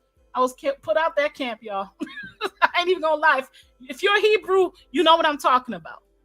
But I'm saying this right now, that one thing I have found out is that the most important thing for me is I know that I don't want to be a Hebrew because I want to see other nations be damned. That's not the greatest thing for me. Like, I don't want to be a part of that. I don't want to be chosen because it makes me feel good that the Creator loves me more than he loves others. That's not important to me. I'm not a part of that. Don't want to be a part of that. If there's a blessing that's being given out and it's saying that you will have to be a part of a group of people that is going to be putting on those people what was done to your ancestors, I don't want it. I don't want that portion. Yes, I believe that we have a responsibility towards the Most High, to the Creator. And that responsibility is trying to figure out what we did wrong, what our responsibility is, and what we need to learn. What is the lesson that we need to learn in this time? What is our source? What did we do wrong? Because if we truly believe that, and this was something that I knocked my head about and I was alone with it for a very long time. I was given a scarlet letter, because I was like, well, for me, the biggest thing is understanding how did we disappoint the Creator so much so that he allowed certain things to happen to us as a people. Because you see, nothing is greater than us. All that happened to us was because of something we did to disappoint our source. So what other people were doing or is doing, they were supposed to do, they were positioned to do, they were poised to do. And I know that vengeance is not necessarily ours because it's written.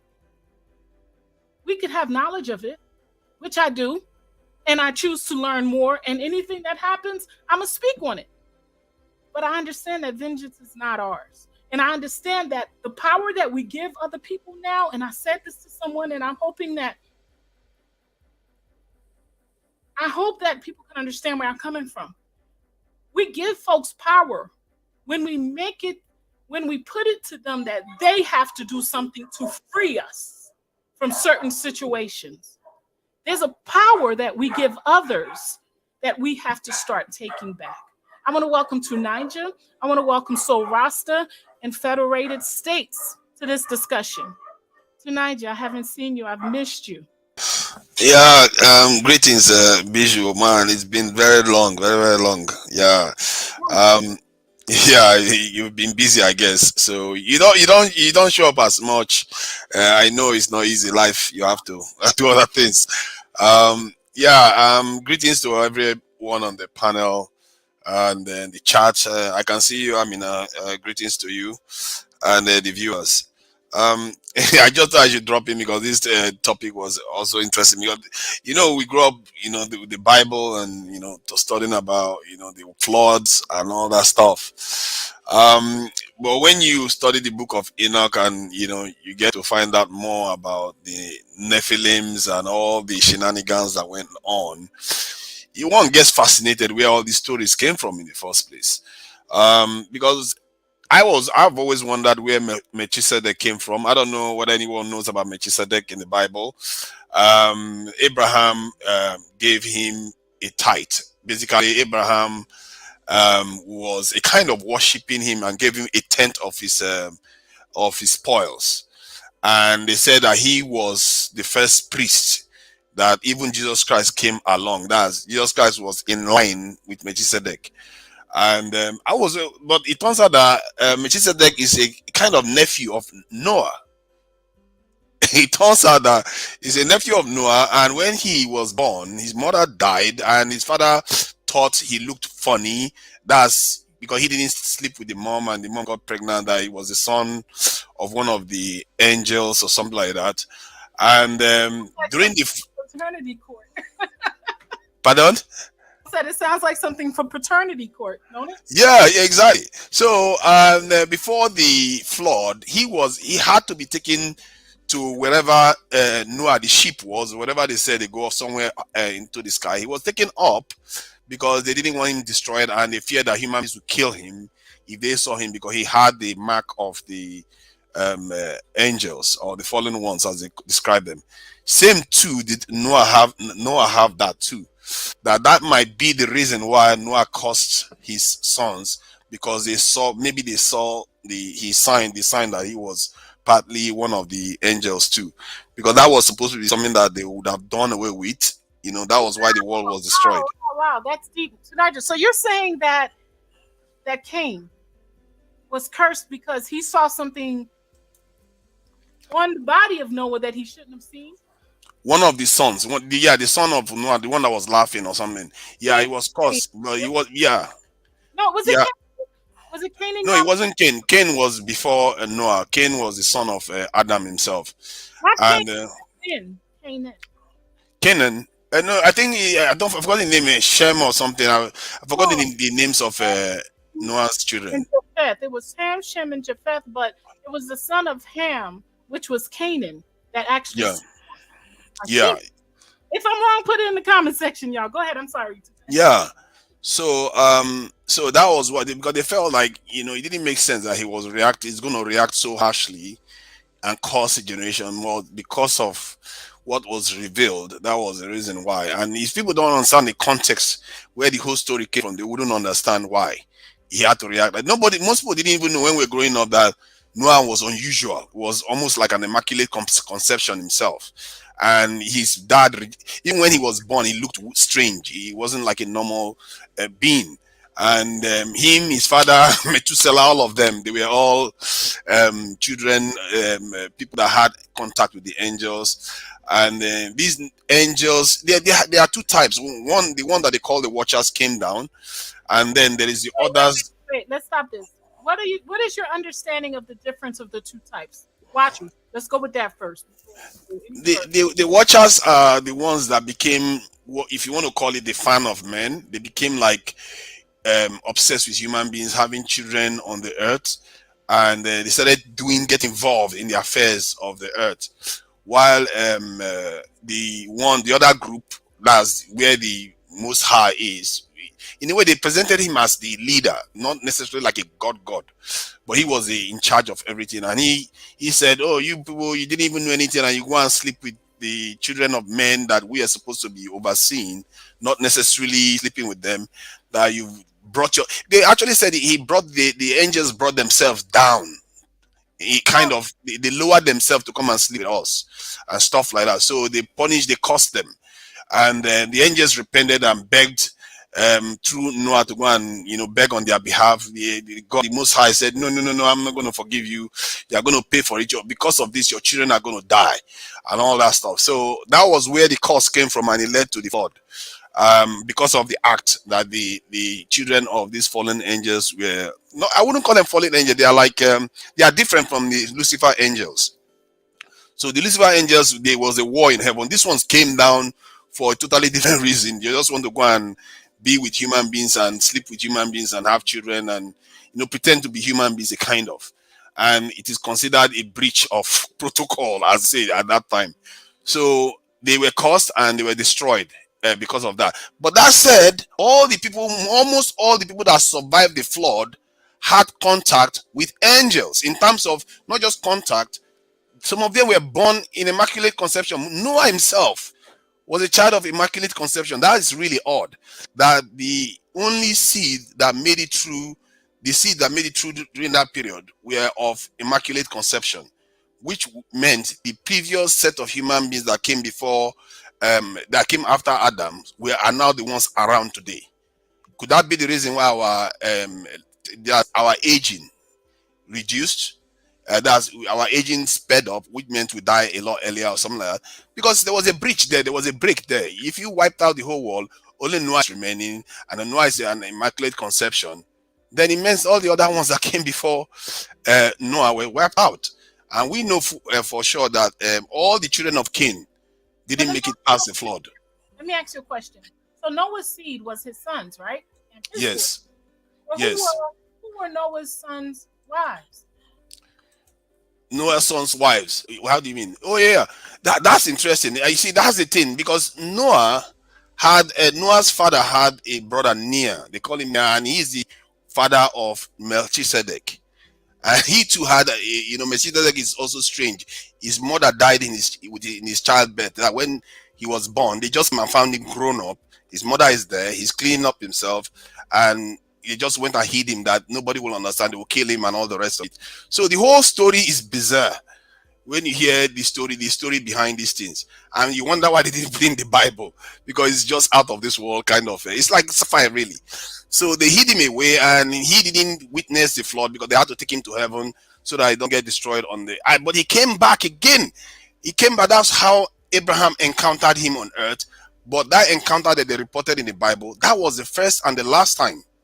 There was no story about him anymore other than Abraham encountered him, gave him a tenth of his spoils, and then he disappeared again.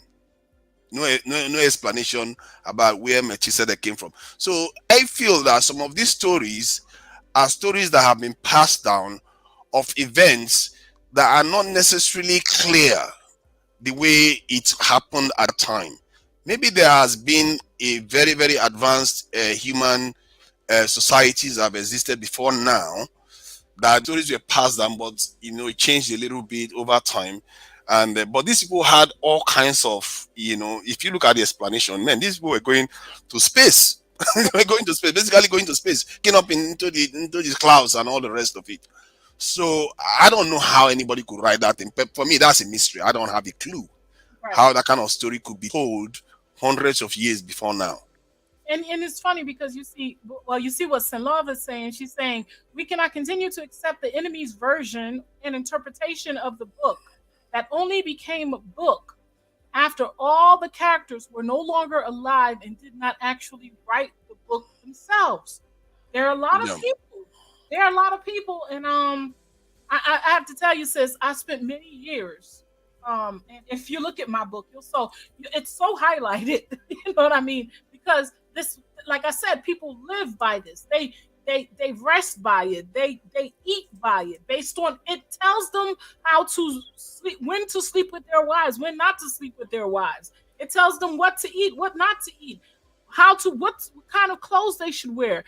Only cotton with fringes. There are so many things encompassing. So you can't tell someone that book is an interpretation of anyone but the Most High, and that's a very deep thing. And because when you okay, so let's say it was this book was an interpretation of what, version of what? It's a real mystery because if you look at the Bible stories and even in the ancient times, there's always this thing that they do of interventions over periods of time. You mentioned Sodom and Gomorrah, but if you look at the critical ones like Jesus Christ, there was immaculate conception, and Egypt there was some. I think there was one other critical one. Again, I think Isaac, isn't it, the father of the Jews or something like that. There was an immaculate conception again. It's almost like there's a break and there's a kind of intervention, and then a new kind of breed is put forward after that. So the Bible itself has a sense of genetic manipulation going on there constantly. They keep intervening. Why did they have to intervene with Isaac? You can just Isaac, Abraham's wife. You can just get pregnant, but no, they had to step in to do that. They had to visit to make sure that happened. They didn't have to do that. They didn't have to do that with Hagar. They didn't have to do that. So it's an interesting storyline that implies a kind of interference with Now, our history. before I go to Soul Rasta, thank you for being so patient, Soul Rasta. I want to ask you one more thing tonight. what interpretations of the Nephilim have been done, talked about in Africa? Let's say outside of the Bible. Are there any interpretations of Nephilims being existence or giants in existence in Africa? And I mean, can some of the stories or history, far as you know, reflect Mm. what you find in the Bible? The Yoruba one that I know of is the what they call them. I forgot what they call them. They have these godly figures that they call, and they describe them as people came to earth, and they are like human beings, but they ascended to become gods or something like that. And the first, like the Ogiso of the Benin kingdom, is described as a god too. So some of these beings, they describe them as people that came from heaven. They came from Olodumare, came to earth, did their thing, So, and so these beings that came from heaven, are they yes. are they like what we learned, what the Nephilim, when they talk about them being mighty, being extra able to do things that normal people were not, Oh being yes. men, giants? You feel Yes, in English language they call them the pantheons, but I've forgotten this person in Yoruba for calling. They have a specific name that they call those gods that came down. They have, yeah, that's why they have the god of iron, Shango. I think it's Shango or Ogun. Ogun is the god of iron. The god of thunder is Shango. So in a way, that's how the Nephilims were described. Some of them were specialized in meteorology, in terms of making metallic work. Some of them are specialized in warfare. Some of them are specialized in this in medicine and stuff like that. That's how they describe the Nephilims too. That they have specialisms. You see what I mean? So, and there is similarities between these histories. As you guys see what I mean. And the Yoruba gods have different specialism. Like I think Olokun is god of water, is something like that. And god of war, I've forgotten which one so that one. so you're meaning those gods are considered Nephilims?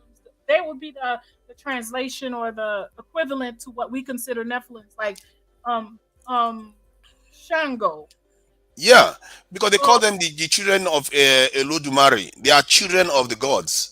The gods that the main god is Olodumare, the god of all gods, that the god himself. But they call these ones his children. So Nephilims are children of God from heaven. That, no, I mean the watchers are children of God from heaven, while their children on earth are the Nephilims. so what you're saying is that those would have been the Nephilims on the continent. Yeah, it could be because I this really, it makes me wonder, why is it that they always talk about people coming in from the heavens and interfering with the history of men? Is that oh, is it that anytime one man does anything so great, then they ascribe it to coming from heaven? I don't understand it, because this is universal. It's in the Africa, it's in the Middle East, Asia, it's everywhere. The same stories are being told. And for what is what, I think, and even the worst skeptic have to explain why that is the case.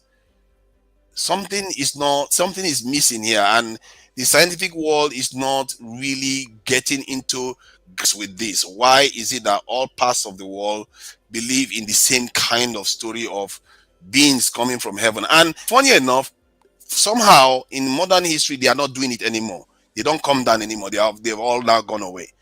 It's weird, isn't it? And the same thing applies to Christianity. The same applies to Hindus. Why is Krishna not coming again now?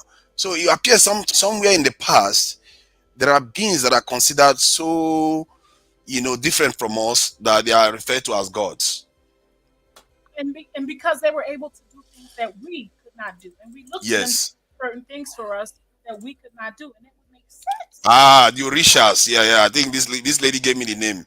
The Orishas. That's what the Yoruba call these. Yeah. Oh, I see it. I see it. I see it. Thank you, Mm, my your research. Okay. yeah. I never even. You know what?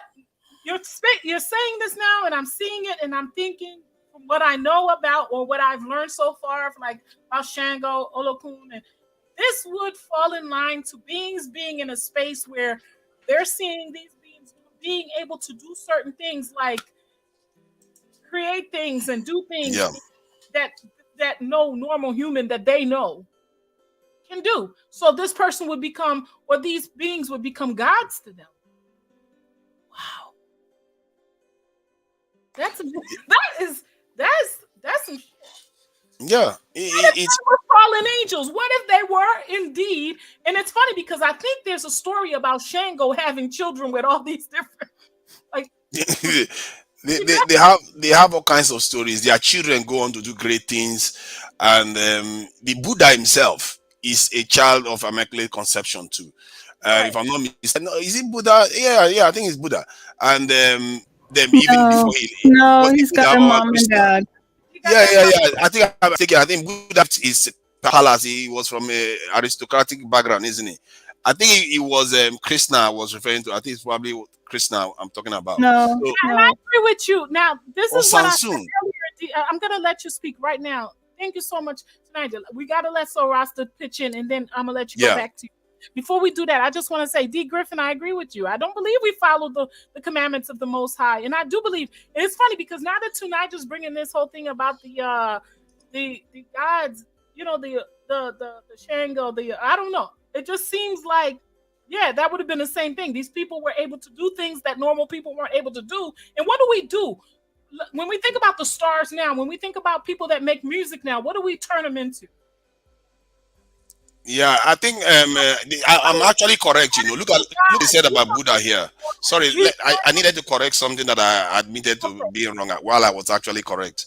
It okay. says his mother Maya conceived him when she dreamed that a white elephant entered her right side. She gave birth to him in a standing position while grasping No, a no, tree. You see, no, no, that no. is She Buddha. had the dream. Listen, listen, I know this. She Mm. had the dream that was just signifying that he was going to be great and all this. But his mother was a queen and his dad was a king. They know who his parents were. There's no, that's not the But story. so do Sorry, they know? Tanaka. But so do they know that Jesus Christ was the son of Joseph? But yet you have the Immaculate Conception. What are the odds that you have Well, that kind of story of something intervening with the birth? I don't. I Okay, if think you want you're to say on that, to you can say that. something, Tunaja. I definitely think you're on to something with that because I did mention this our last live about Isis and Osiris and all of them and how she made this child and he was already dead and that whole story. And you know the about the bird hovered over him and they make like real things into myths that doesn't make sense when you look at it as a myth. But when you look at it scientifically, you can think, oh, he's dead, but I still have his DNA, so I'm going to make some children with his DNA scientifically. And what you said about how this story is in other places, it's definitely true. In the Vedic stories, they have a person called Ganesh, and his mother is the goddess Parvati, and the husband wasn't around, so she made this baby. And they're not the only ones. So there's definitely more than one story of that happening. Also, Gandhari, she couldn't have kids, and next thing you know, she's got 100 of them.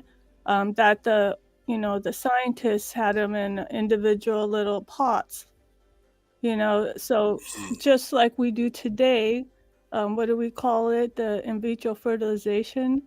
Yeah. Yeah, Hmm. yeah. So they definitely were up to the same science things that we're doing today. Like they said, in the days of Noah, so shall it be in the last days. They were high science people. Look at what they created. Look all over the world. They created amazing things. Like for example, the Amazon. Now they found out that this was a man-made jungle, a man-made food forest. Mm. Somebody was saying the elephant is a rubbish story. Make it up. They said the child emerged from Maya right side, fully formed, and proceeded to take 7 steps. And this is something that is almost common. That this type of children, when they emerge, they seem to already be almost mature in terms of being able to speak and stuff like that. That is the same description they gave of this the Buddha too.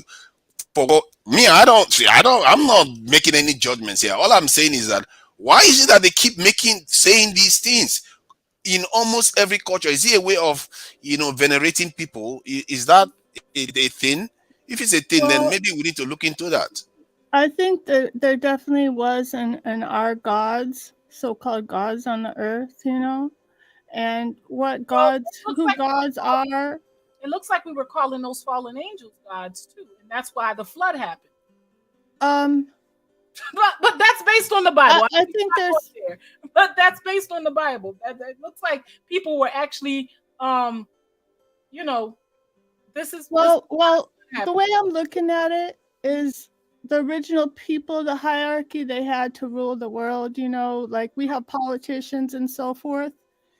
Back in the day, they had gods, and it was like a position that you could inherit or it could be chosen, like um somebody's Isis, and then the next Isis would come through the order of Isis, like there'd be different orders and schools, and you would be depending on where your family's from or whatever, you would go to this school of this god or this other god to learn the different skills that they had, like you said, Ogun with the metalworking, or whatever, like Shango. There's a whole dynasty, the Shang dynasty.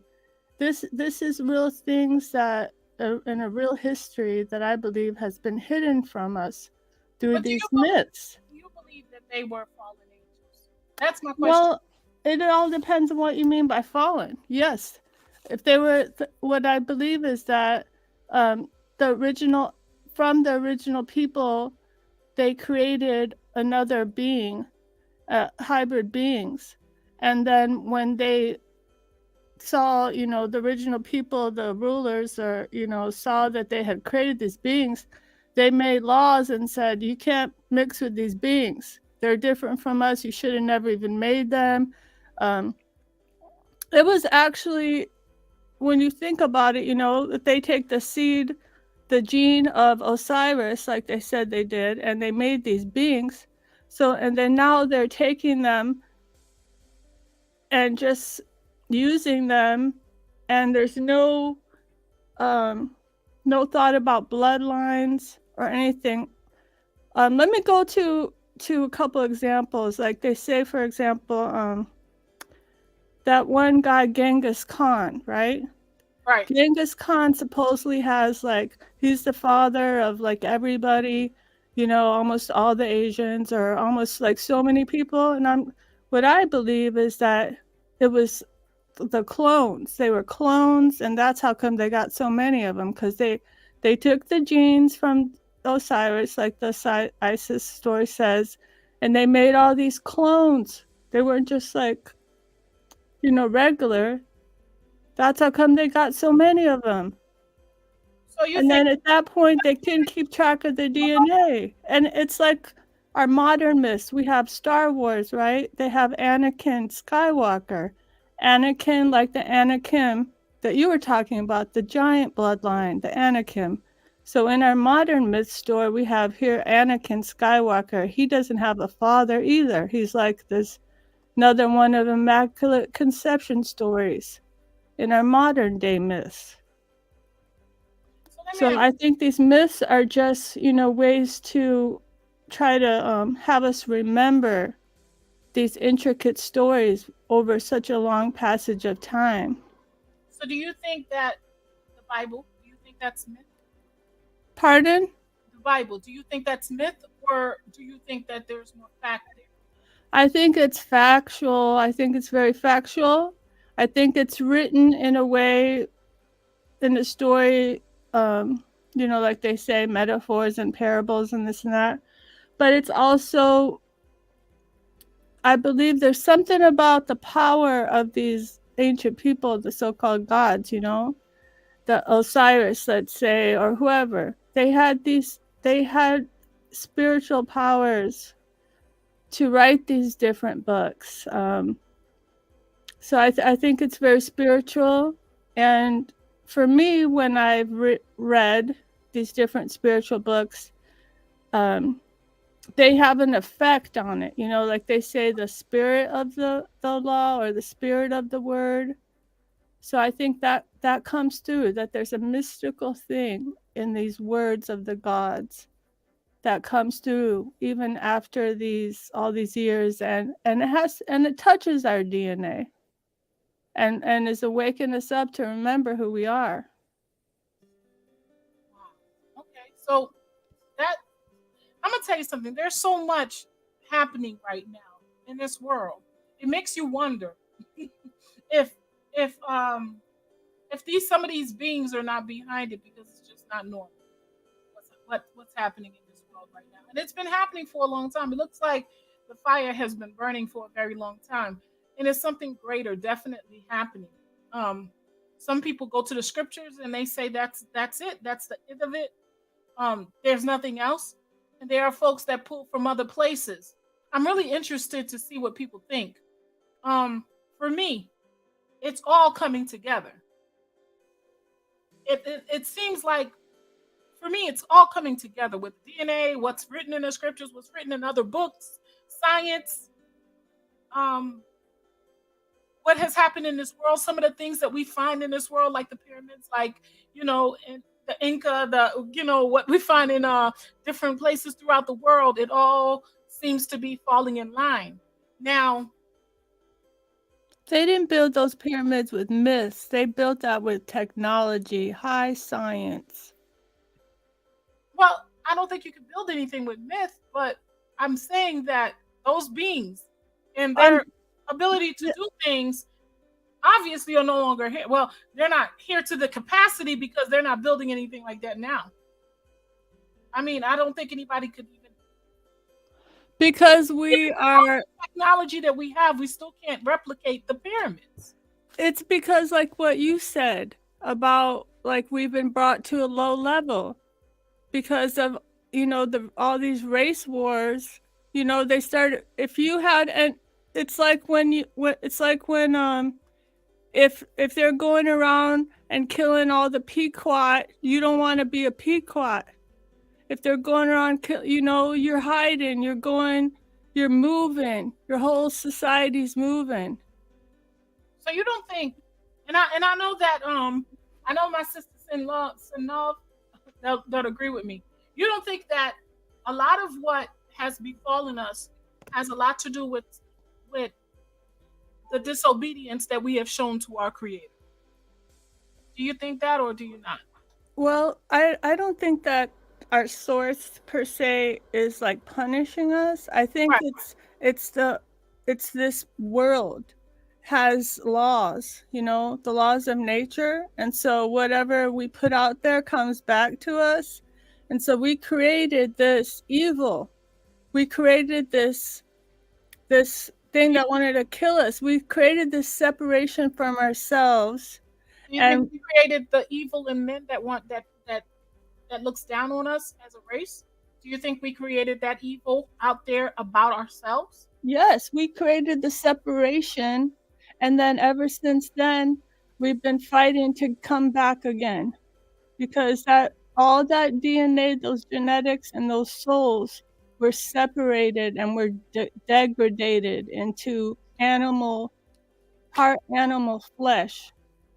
Like when you do the GMO, what if you take a GMO tomato and put some kind of like fish DNA or something. This is what they're doing today. This is what we're eating. Who knows what kind of DNA they're mixing? They're not putting it on the label. I definitely agree with you. How DNA is affecting our genetics. Those of us that are diabetic understand that more than anything. People who eat meat, all the meat in the store is clones. They're cloning the meat. They've been doing it for a long time. Man, this is a great discussion so far. I want to thank you so much, Soul Rasta. I want to give an opportunity to introduce Afro Asiatic 19 to the discussion to see what you would like to contribute. Welcome. Thank you so much for coming through. What we were talking about today, what I introduced to the discussion today was the Nephilim. And we were basing it off of the scripture in the Bible, Genesis 6:1-4. And it talks about how the fallen angels, or the sons of God, which some people call fallen angels, are or men of renown, came down and had sex with women and had and basically gave birth to these women gave birth to Nephilians. What do you know about the Nephilian, or what would you like to add to the discussion? Welcome. Peace, peace, sister. Peace to the panel. Thank you so much for allowing me to share the panel. How do I pronounce your name, sis? My name is Bijoux, or you could call me Ju, Bijou. whatever's comfortable. Yeah, Oh, okay. You say Bijou. yeah. Oh, okay. Thank you, sister Bijou. Um, I think to really understand the Nephilim, or we have to be acquainted with ancient Near East culture, somewhat. And for me, from my study, from my point of view, that would be Afro-Asiatic culture. And one of the key factors would be the linguistics of the word Nephilim and Nafal. It comes from the Hebrew word Nafal. Nafal is also used elsewhere in the scripture for the term flood. So it's associated in ancient Near East culture or Afro-Asiatic conceptualization as being associated with disaster or calamity. We see it in with the term of the flood, and we see it with the fall of man. Right. Um, Yeah, so for me, I approach it from a linguistic point of view. It's a fascinating subject, and I have done a little study on it myself. But I like to go through the language, and I of course I'm a lean somewhat on my own understanding, but the language would give me certain cues or indicators for myself. Okay. So let me ask you something. What when you read, do you read the Bible? Yes, ma'am. What is your perception based on what you said? I see that you're getting it. You have another source, but what is your perception of what you see in the Bible? What I see in the Bible with that actual scripture that the sons of God saw the daughters of men, that they were fair and took wives from among them. Yeah. I see that as North Africans and uh, the black men in West Asia taking on European women Whoa. So at you a very That's very right. early date. That's right. That's exactly what I said. That's exactly so what you I'm don't think saying. it has anything to do with other beings coming from a different realm? No, no, sister, I don't think so. When I see this the scripture, like for instance, I read the Quran as well. The Quran, when Iblis rebelled against Allah in the Quran, and uh, Allah said to him, He said, "Get down from this state." But the Arabic is talking about the fall of man and the fall of Iblis, but it's talking about it says get down from this state. And when we look at the Arabic, it's talking about conditions of life. It's not talking about necessarily coming from the sky, but it's talking about living a higher civilization and moving into a civilization that was less than the current civilization, the current status quo, which was said to be great in the ancient Near East culture. We had Eden. We had different concepts for a civilization that was superior. Eden is one of them, and I think that it, it's a similar situation when we look at the fall of man. I believe that the black man had to fall first for the European to rise. And that's what we're basically looking at, in my opinion, from my study, So you the think language. so you think this whole thing with the fallen, that you think this allegory, if you're looking at it as an allegory, but and you're thinking that this allegory is about white and black, the white Well, black race, white race. Is that what you're saying? modern, well, modern genetics is consistent with that. We can cite National Geographic that states that the modern European hasn't been on the planet over 6,600 years. The Australian Center for Genetic Studies also agrees with that. And I believe that Genesis is not the book of Genesis is the word gene is not in there, just happenstance. It's in there for a very good reason.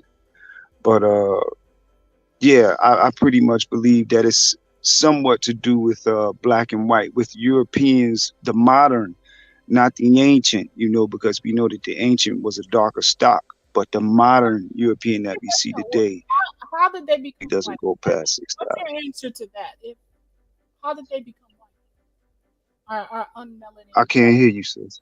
How did they become white? Our unmelanated brothers and sisters. How did they become white? Oh, I can't hear you, sister. I'm sorry.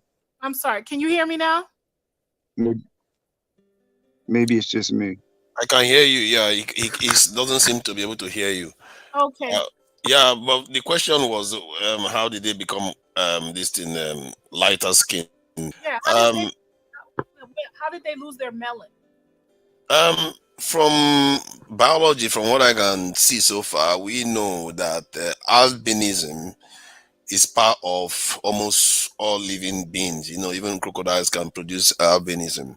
So, physicists suggested that from albinism and a combination of albinism and environment resulted in creating the lighter skin, because there are two types of albinism.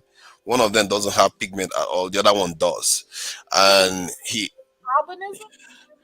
yeah, he says it comes from albinism. From what he said, because if you look at the Indians today, if you look at an Indian that has got that is an albino, it's basically a white person.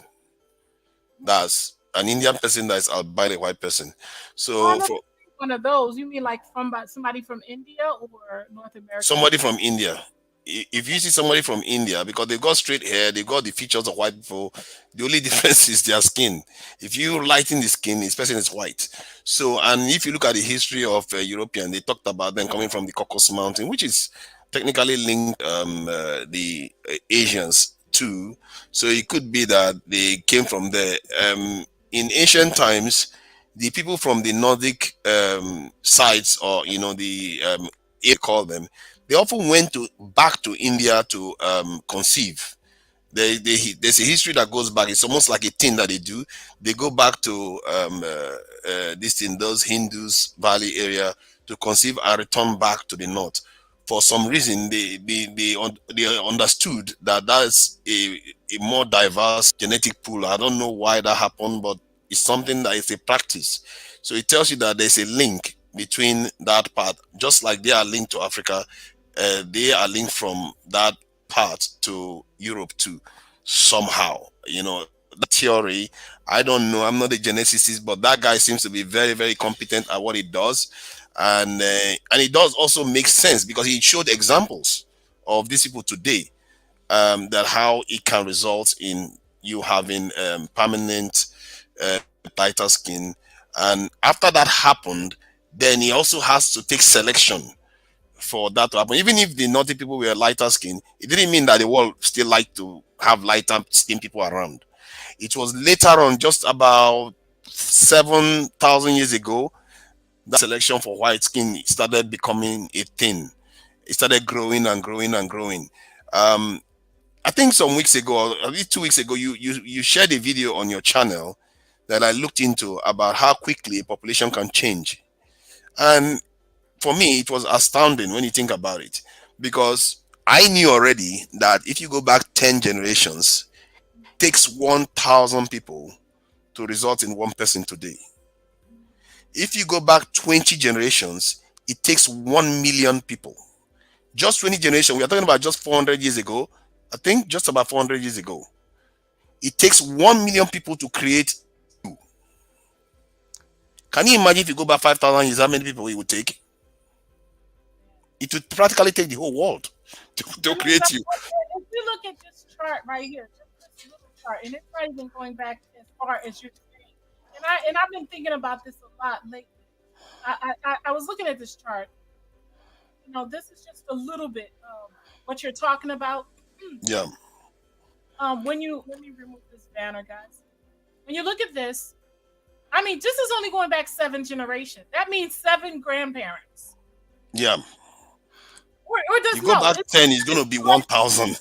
be like how many right there? 128 Yeah, grandparents. This would have been like in 1790. yeah, not that long, not that long. Gina, that doesn't explain that RH negative and all that. That does not explain that. So So there's more. There's more to the story. okay, so Isolation can explain it. you're Isolation. you're saying there's more to the story that doesn't quite cover it all. Afro Asiatic, thank you for coming back. I want to welcome Yaya. I'm gonna come back to you, Afro Asiatic. Thank you, Tunisia. That and what Soul Rasta just said, yeah, it doesn't explain the RH negative, and it doesn't explain something else for me either. It doesn't explain how there are certain people, let's say like the people that are in Australia are still dark. They're the original people there. From what I gather, they reacquired that feature, just like Africans evolved to have different types of They've Africans. been there for a long time, so uh, Yeah, okay, they can so reacquire the feature. yeah. So okay, so yeah. Welcome to the Yes. discussion. Welcome. It's nice to see everybody, y'all. I've missed y'all. Thank you, So Bijoux Noir. Thank you guys, for welcoming me. share the video. Let's get some people in here. I'm Thank really you for seeing everybody else, to Niger, Soul Star as well. yeah. Fresh Eric, I think it's probably the first time. But bless you Peace. all. And yeah, I want to I know you've started this topic with the Bible. Honestly, for me, the Bible I've a little bit left it behind, but it's been part of my journey. So um, it's always there is knowledge in it. The only issue for me, honestly, with the Bible is that you can see that the Bible has history in it, but not the full history. So there is a piece of history in the Bible that you have to go and research and add on to what you already have in the Bible so you can make sense of these things. Um, and I think honestly, I'm with most of the guys here. I think that the Son of Gods are those human being that was maybe highly close as I'll say the God himself. In this case, we still putting the name God under in parentheses because yeah, when we look into Kemetic culture or even like indigenous traditions, Right. there are children of God. God create other children that are going to take his endeavor to actually finish the work of creation. Like we have gods of tenders, or maybe he created everything and then he actually gave them dominion over these things. Like if we in Egyptian culture, we see Tefnut um, and Shu for hair and moisture. And with that, just to think for a second that hair moisture is God, it's already great. But it's also a hint for us to know that these things are science. So yes, genetic is a way for us to go deeper into studying those things. We need to really get we need to get ready to be doing these studies ourselves because when we are already looking into what these guys have done, it's a bit misleading. Um, one of the reason I really believe like son of gods are people that have actually walked on this earth is because of also the Bible and also other culture. And I know to Niger, you're not agreeing about the fact that when you look at the Aboriginals people in Australia, you clearly see that these people are black. Um, but that's what I will say. And I will even go further. Like you can see the same people in the Philippines. You can see the same people in Malaysia. You can see the same people in South in India. You go to South India, yeah, they have slicker, but it's literally impossible to say that these people are not black. Just the way they look, you can tell they're black. So with Well, that, what do you think? black people, What do you think made started? Where do you think the change began? What do you think happened to cause them So to become like? That's my big question to everybody. Do we all think about that? What was the change? Tunija thinks it was the impact on. He says it's what did you say, Tunija? It's How do you mean you said impact that on? the reason that they are some of our, our Oh yeah, non-melanated yeah, sisters are yeah. because of the albino Okay, gene let have yeah. or Let me explain it quickly. The albino genes stayed. Sometimes there's a reason why that mutation existed in most living creatures because it adapts to environment. So when the human beings ended up in the cold climates, then it remained. It became selectable because when you have lighter skinned people in snow, they are more likely to survive than the darker person that sticks out for prey. So they generally survived and became this a lighter skin. That said, the ones that you see from the explanation they gave, the ones that you see like the Aboriginal that are dark, and you go to some rainforests, you see black people there, but they are not as closely related to us than they are to the like the Chinese and all those people. The reason why they are black now is because of the same thing that happened on the continent itself.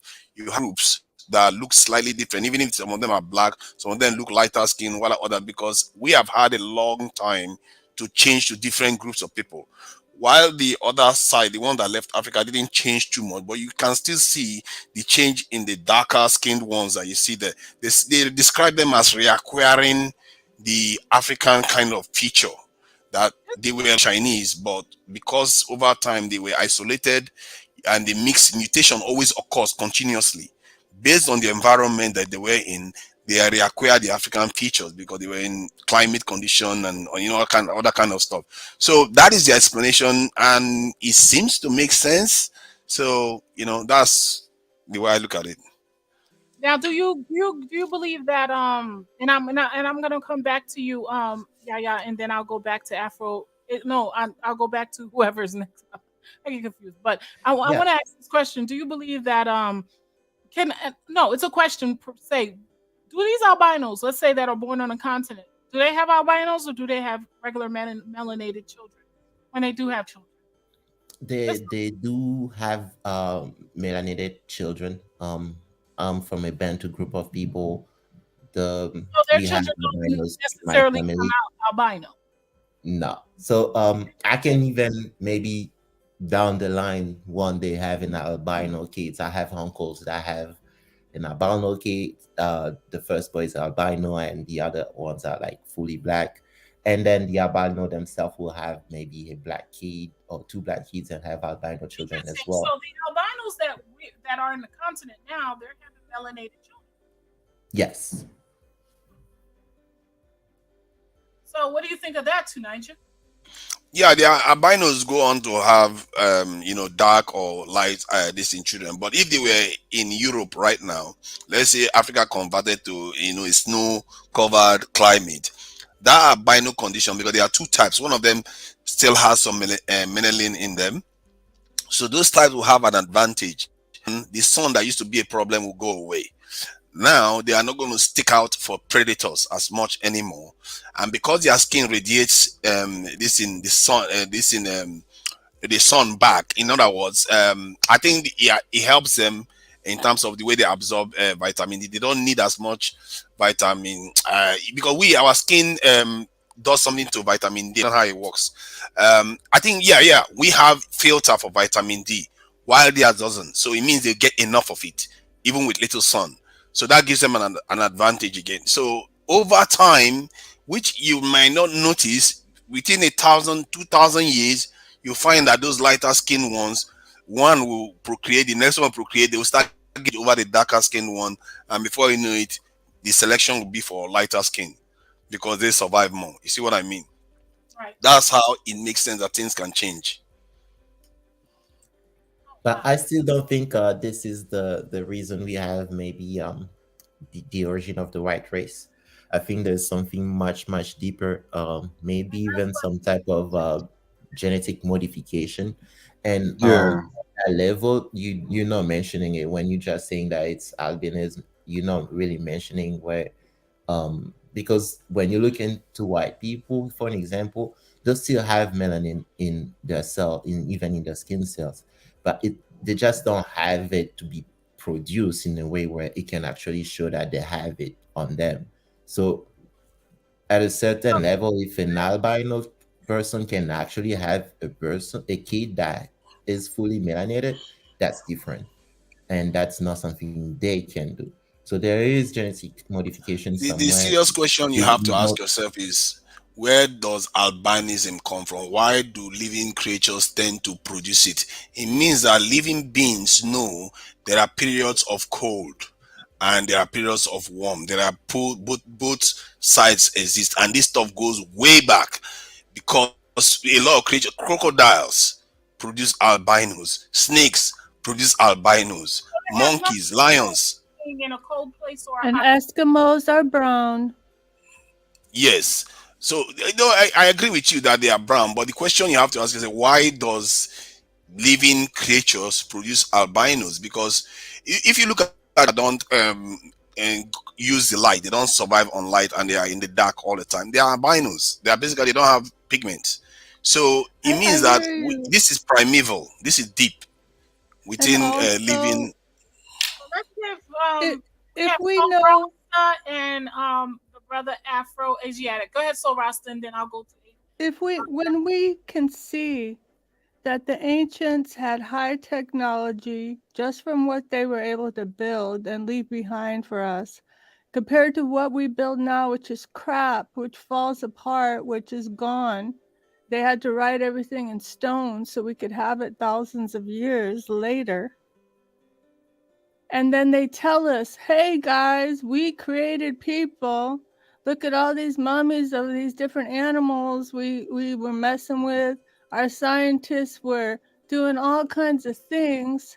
And look what happened. Then the the next wife, her son wanted her son to be the king, even though the first wife's son was supposed to be the king. So guess what? They got rid of that first son, and then there's just wars between the people because they married them. Look what happened. Assur, Xerxes, so called. He got rid of his first wife, Vashti, and he got who? Esther, Ishtar, and her people. There's so much. It's not happenstance. It's not random. So in reference to the Nephilim, we don't know if we can't say that there was nothing written to say what they looked like. They definitely may have been melanated because for a very long time melanated beings were being. I mean the children that they were having with the daughters of men didn't seem to. Okay, let's talk about Noah. I think they were melanated, to your point. Somebody tell me something was Noah because I heard something and I something just came to mind. Was Noah an albino? To your point, Gina, I think He they was were described as melanated. being, Real he was quick, described as Tanija. shining. Let me answer this real quick, Tanija, and then you can respond. To your point, I think they were melanated, and the reason why I'm saying this, in that story, they couldn't differentiate between them. Esther was hiding that she was a so-called Jew, right? Right. From the king, so he couldn't tell. So they must have been the same color. That's what I'm saying. That's what came to my mind, and I was like, well, going back to the Nephilim, that wouldn't have came from them, would it?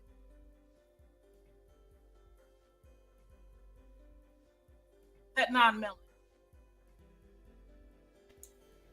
And the idea of their creation is, from one has to look into some of all these things with some trepidation a little bit, because even in scientific circles, the Europeans were created relatively recently. They are not that old, as a people compared to us. We have been around for going to 200,000 years at least, and they've barely been around a quarter of that time. So it tells you that they are relatively young, and for whatever reason, and we don't necessarily know. The Egyptians talked about a kind of creation stuff that they were doing during their period, which is not very clear.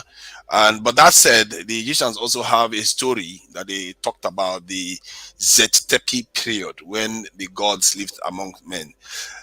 This is too consistent. I think somebody needs to explain this. Why almost all cultures do this? Why do they believe that the gods used to live amongst men?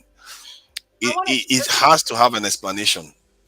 I want to share something that because it just hit me. Like I was sitting here talking to you guys, and I was thinking, what of Noah? And I don't know if any of you had a chance to Google it, but I did. The Book of Enoch. I don't know if any of you have read this. Black Adam, albino, Noah, image. Was everyone on the planet black before Noah's flood? The Book of Enoch seems to indicate that the world before Noah's flood was a much darker place as far as melanin is concerned. While the Book of Enoch is not considered the canon, official scripture, it was very important to the ancient Hebrews. In fact, it was so important that they hid it among the Dead Sea Scrolls at, what's that word? Qumran? I gotta go look that up. Qumran. Yeah, Qumran. I gotta go look up what happened at that point. Let's start by looking at the story concerning Noah's birth.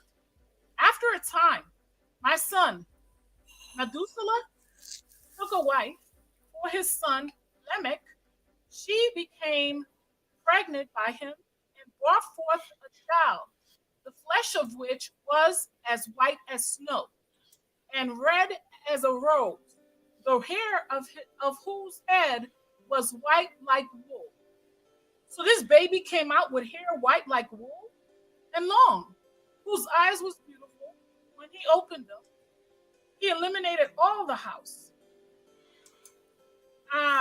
Like the sun, and whose house, well, his hair was white like wool. Let's stay at that. Skin was white, his hair was white as snow. So was Noah albino? He might be albino, but they also said he could talk. So shining, when something is shining, it could be anything. It can be black and still shining. It can be red and still shining. The color of their lips doesn't matter because anybody can have that. They didn't say black hair. They said white as snow, and they said when she became pregnant, brought forth a child, the flesh of which was white as snow. The flesh. Yes. Yeah, I think that interpretation is not always the same. Some shining, hair, other though, times they'll his say hair. His hair was white like wool, just like Christ. yes. His was like wool. Interesting. The point is that his parents didn't think he was normal, that he was like the sons of the fallen ones or the watchers. That's what they described them as.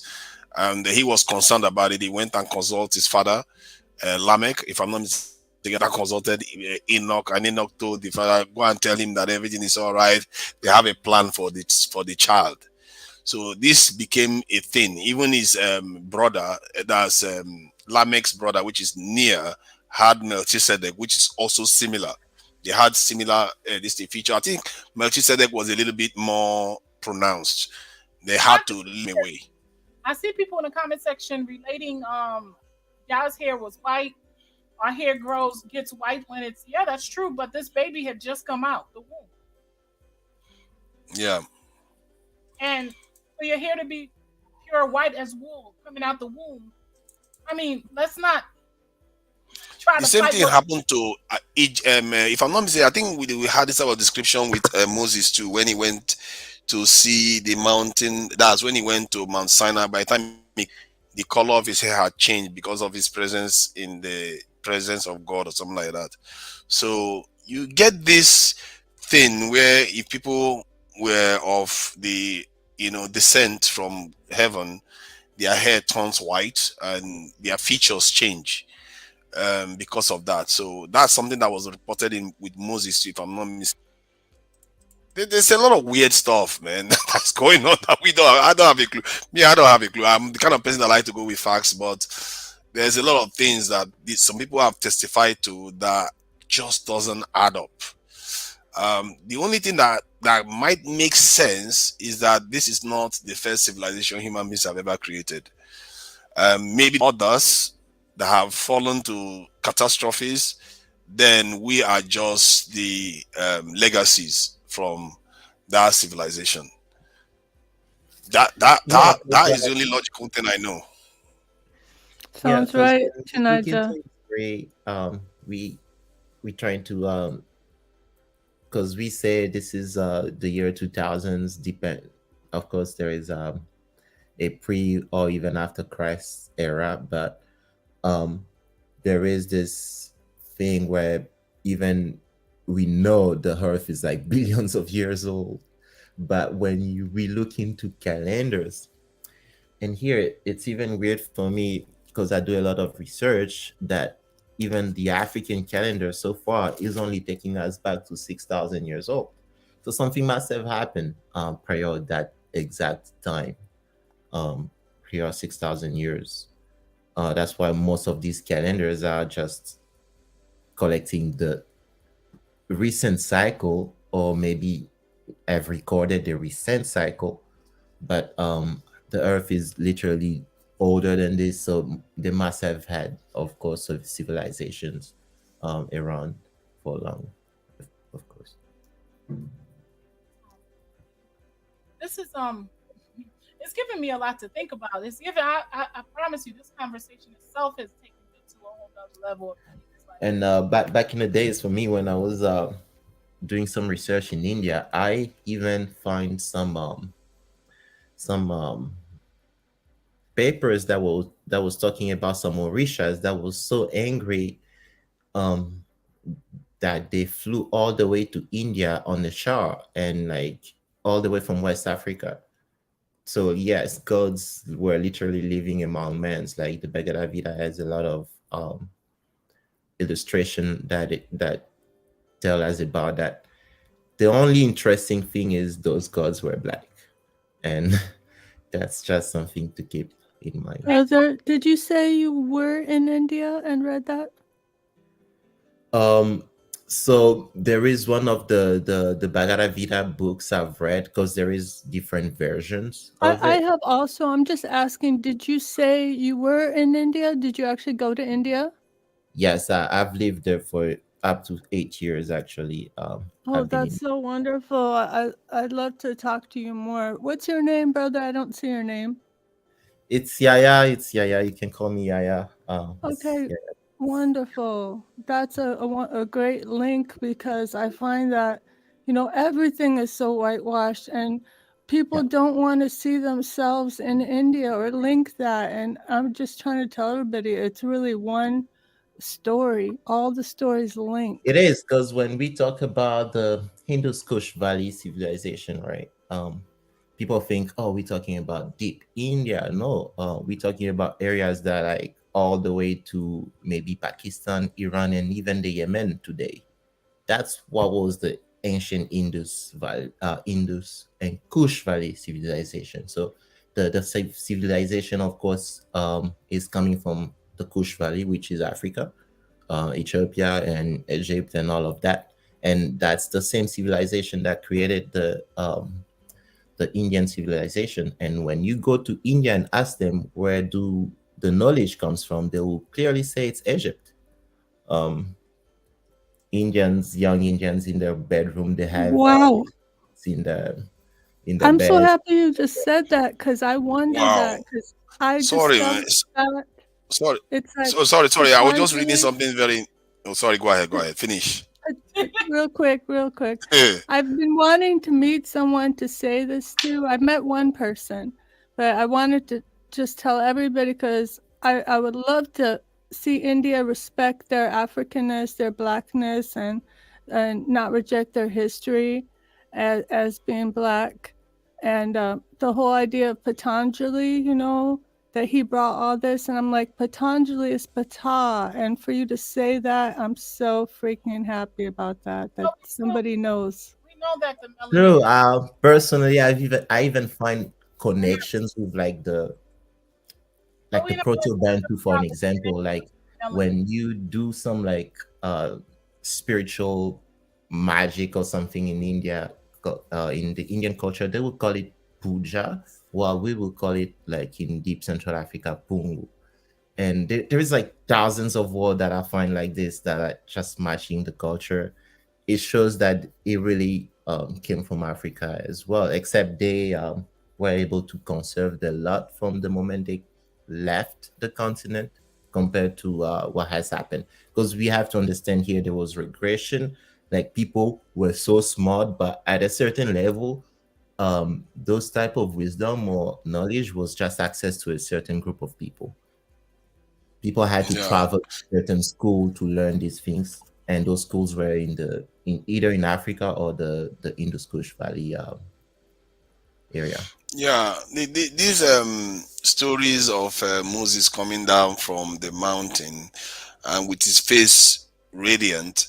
When they saw him, they were so scared of him that they didn't want to come near him until he spoke to them, and then they came back to him.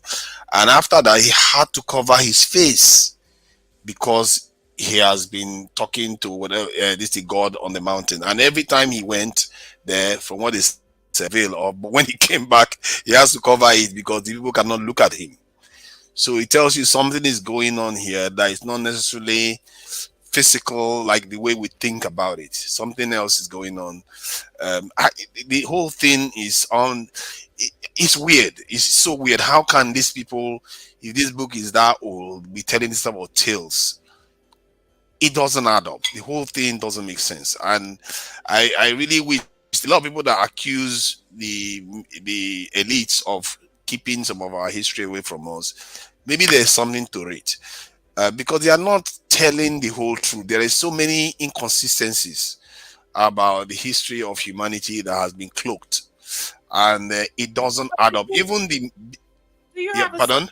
also that do you have a sense that that there is some stuff that maybe our elites are keeping from us as well? Not Oh just yeah. outside of our race, but Oh yes. race as well. Everywhere. Yeah, everywhere is the same thing. And because it's so common, the truth is just out there. It's so common. Some people, maybe the truth is out there. They don't necessarily, all of them can't necessarily glimpse the whole truth, but there are, I'm sure there are groups that know the entire truth that is not revealing it because it gives them power, or maybe they are protecting some things for for whatever we don't know. But this can be by coincidence that all the cultures are talking about these things, and they are talking about things that don't have any reason for saying these things.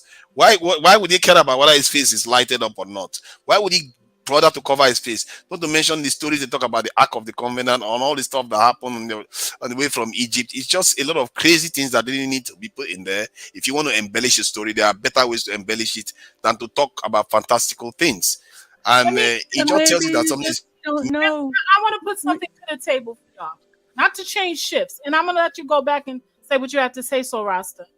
As a Hebrew, I want to know what you guys think about what the Hebrews are saying. You guys, I know you've seen it in these Hebrew streets, the Hebrew, Negro to Hebrew, Hebrew to Negro. What do you think of that? As continentals, you so Rasta as someone that thinks outside of that box.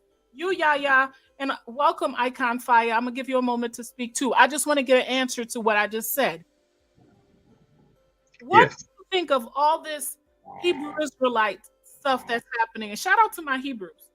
I've been in the Hebrew streets since '89, y'all. So go I ahead. haven't watched that program per se. I have it on my computer ready to watch, but I haven't watched But it. you have knowledge of what the Hebrews believe, right? But as far as the idea, I think it's along with what we're talking about, trying to figure out like where we come from, what what's the real story about everything. Right. And I think it's all out there. It's just a lot of whitewashing and a lot of like because it's hard for us to understand the vernacular. so that when it gets translated into English or in these different things, we don't understand what they're saying. Like you're saying to Nigel, what is all this? His face was lit up and all this. But there are things, there are people, like I've met some people, a couple, you know, very spiritual people, one from Africa, one from India. And so do you believe like within our let's say, I didn't want to talk about this because this is going to be the talk Can I say something about the Hebrews? Ham and Japheth. We're gonna go into that because we're gonna get into this whole Canaan talk. We're gonna get into that. But okay, Icon, I will give you the opportunity to come in. Something's telling me not to get into that. So Icon Fire, welcome to the discussion. Tell me what you think about what we're talking about. What do you want to add on? Yes, Gina. Thank you. Well, the Hebrew Israelite, I have no problem with them except they have a little issue with blackness, and they need to deal with it. They need to really choose a side. So they have a confliction with whether they're fighting against Edomites or black people, which is Africans. You feel me? And that's where they are black. So that's my dilemma with the Hebrew Israelites. They need to really stop talking bad about Africa. You feel me? If you're fighting against the Edomites, well, fine. We all under the oppression of the Edomites. So we all will join you and fight against the goddamn Edomites. But don't you come out of your mouth about No huh? curse, no curse. Sorry. So but I don't want them to come out of their mouth about Africa. They need to stop that stuff. You feel me? So let me ask you something. What are you hearing that you disagree with what they're saying about Africa? I just want that to come. Well, what they're trying to say is they are not Ham. You feel me? They are trying to say they are Shem, and I don't know. They might be wanna be Japhet too, because they don't. Japhet is the Edomite, and to me, Shem is Edomite too. You feel me? But No, is Ham is the black people, and Well, that's how I see it. that's You the feel me? discussion that we're going to be having. I think I'm almost ready for it. what's wrong if somebody wants to be Shem? Let him be Shem. Shem is Yeah, black. but if you are, to me, what I'm saying is, when I look at you and I look at myself, me and you is the same. We in the same bucket. You But feel me? Shem is Shem and Wait, Ham is wait, Ham. Empress. Wait, Empress. They Just want their listen. birthright too. Shem wants his birthright. Could I speak, Empress? Could I speak? Go ahead. All right. So Yes, please. what I'm saying is, all right, we have a conclusion. We say, okay, they put Ham as as black people, Ethiopians, and I would say the rest of black people also. You feel me?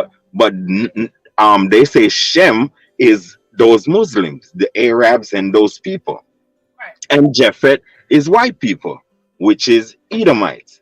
You feel me? So what I'm saying is, fine, if you want to go be Shem, you feel me? Well, we'll see how that go when you trying to go live with them Arabs. You feel me? But as far as black people is concerned, people need to get black people out of their mouth when they talking bad. Stop that stuff. It looks stupid when you on air talking about how you don't like Ham and Ham sold you and you all that stuff. I think it's overrated. You feel me? And they should stop. You But think let me come off that. Go ahead. so? You believe? Let me ask you something. As a Hebrew, I understand what the Ham, Shem, and Japheth breakdown is and what you're talking about right now. Some folks may Yeah. not that are listening in the comment section or in the channel. Yeah. Um, this I have to tell you something. This is where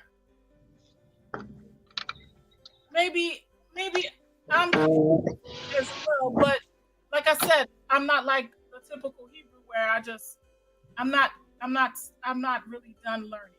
So I'm still learning. There's so many things that have been distorted for us, so many things that have been beguiled that Yeah. it's really hard to just believe, that that Canaan had to be melanated. Because when we're talking about Shem, Ham, and Japheth, we're really talking about the son of Ham, which, the curse was put on. And we'll get into that when we have that big discussion. But this right here is something that I feel has a little bit of, I think it was a little bit changed, but that's just my perspective because just like they used to have the slave Bibles.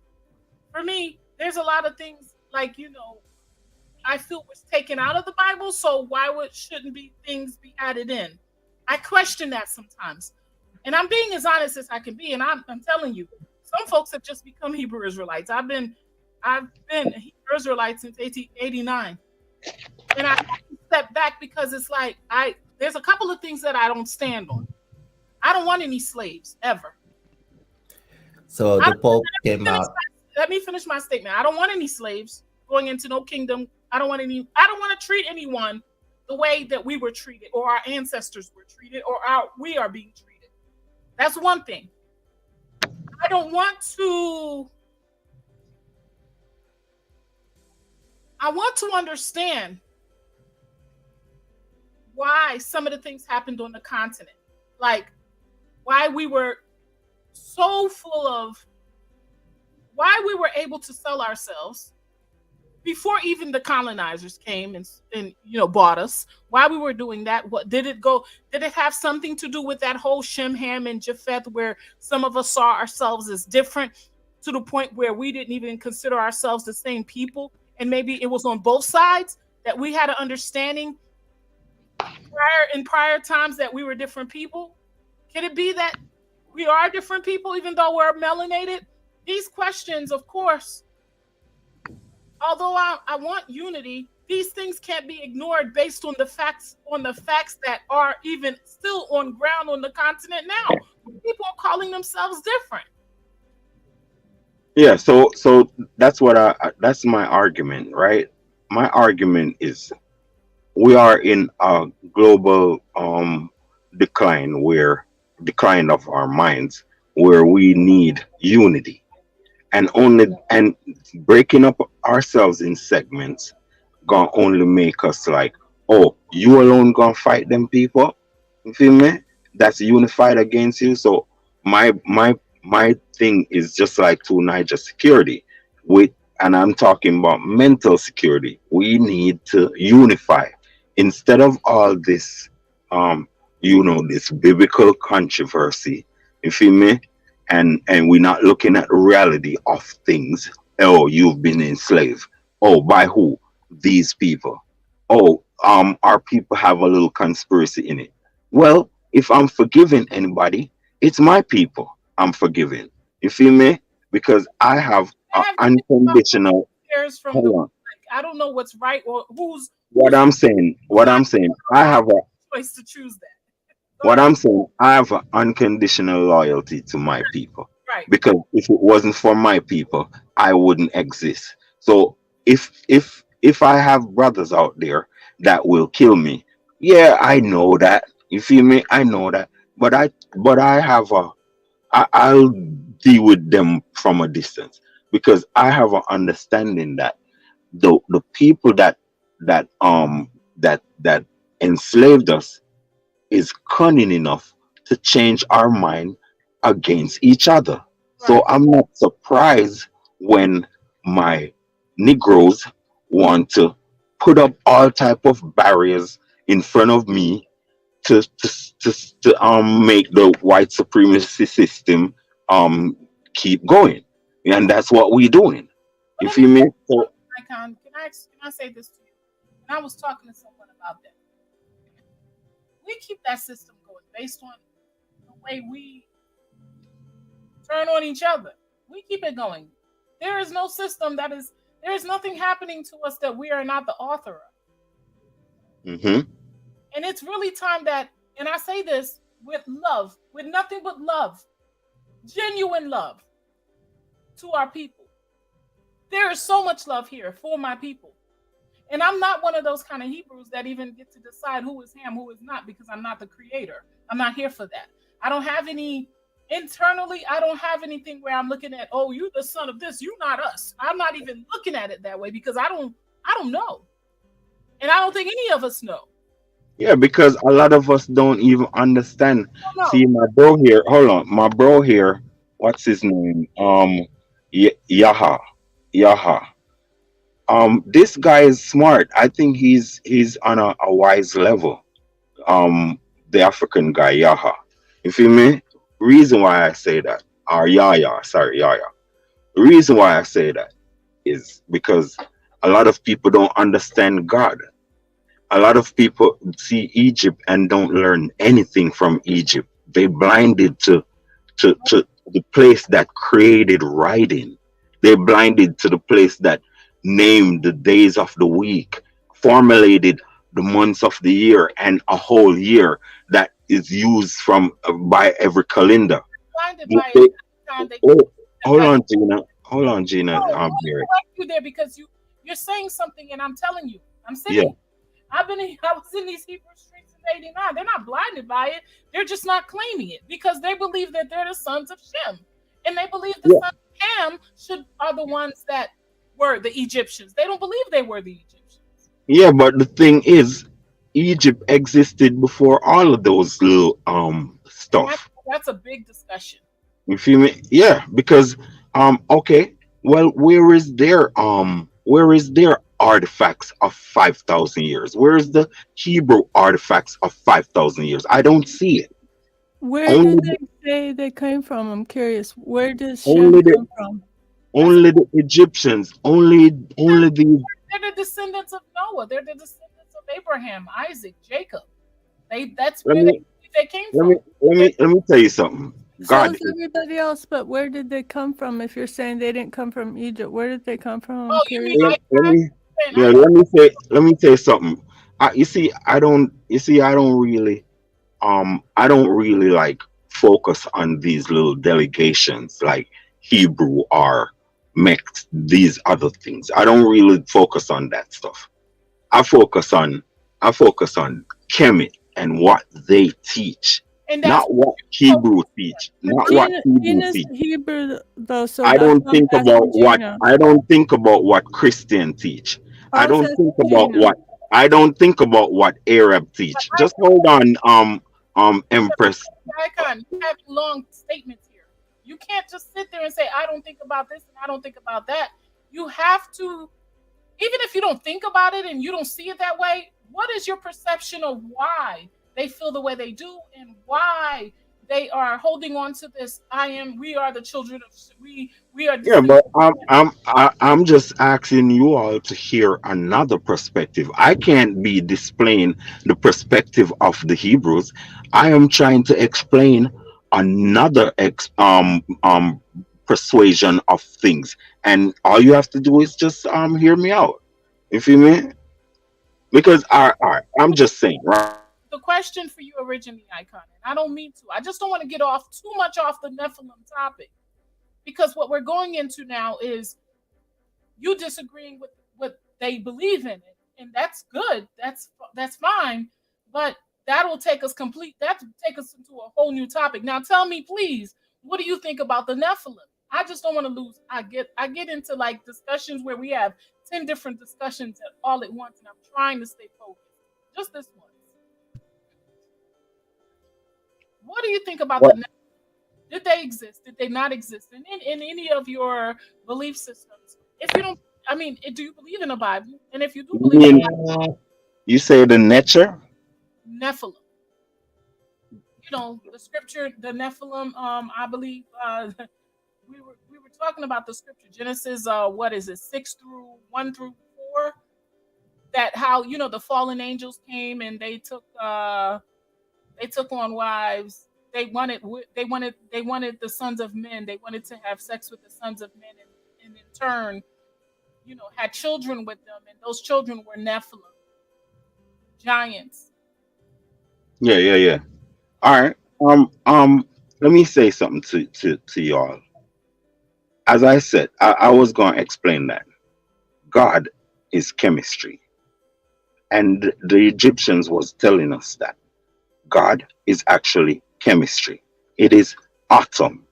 Atom is something that exists, but you cannot see.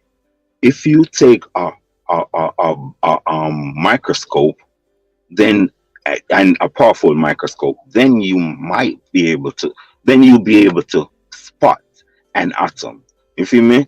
But what I'm trying to say to you is the compilation of atom with air, fire, water, earth can create things, including the human body. You feel me? So what I'm trying to say to you is the Bible it's just like dude say shoe. Shoe is air, but it's a name.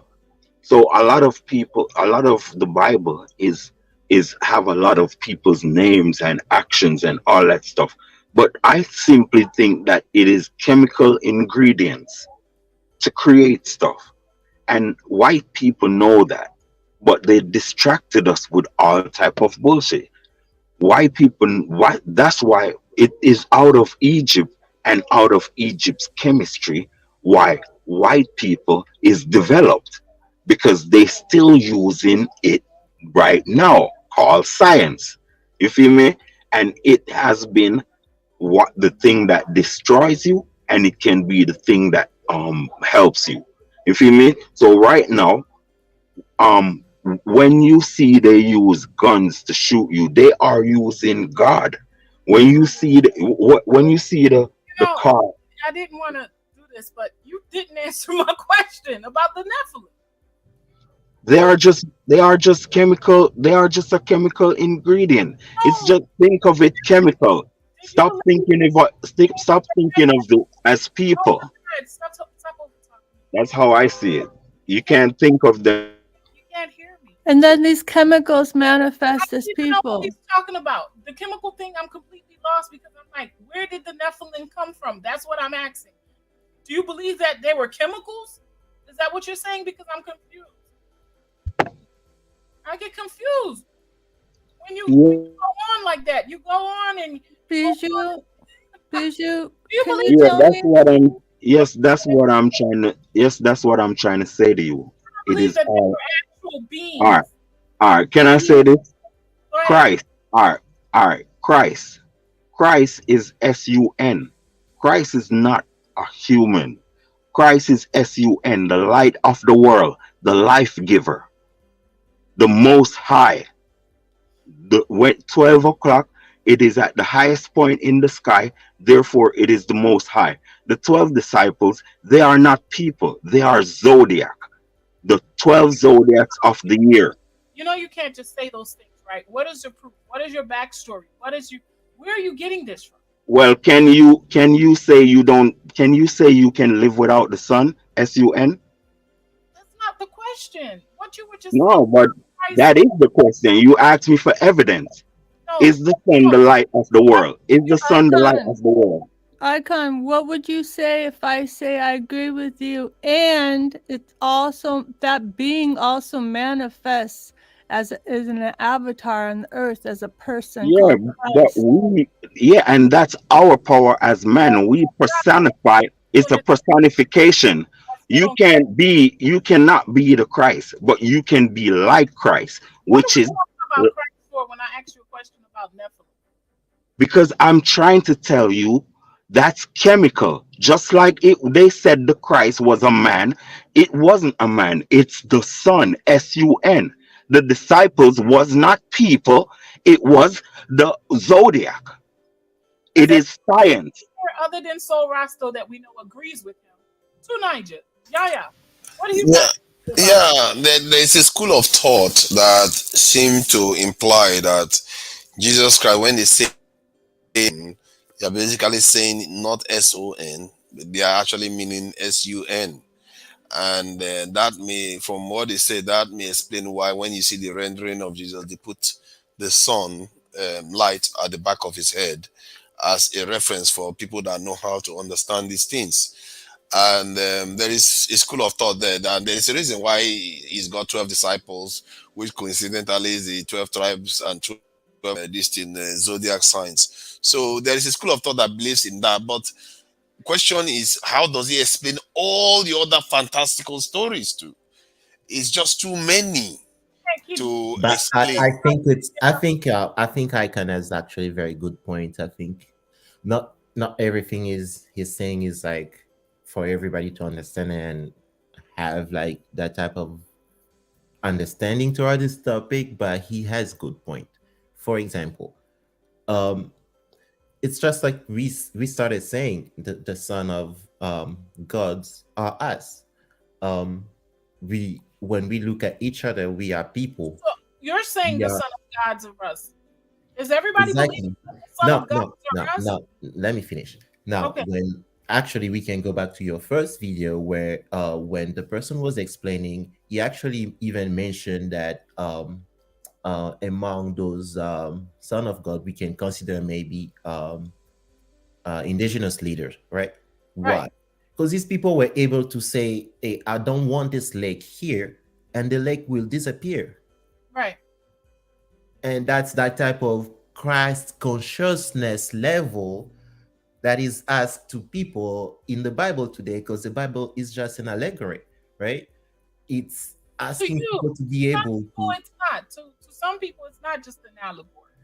but historically, you cannot, like, we can go back, like even to the ancient world, like to 3000 BCE, but 2000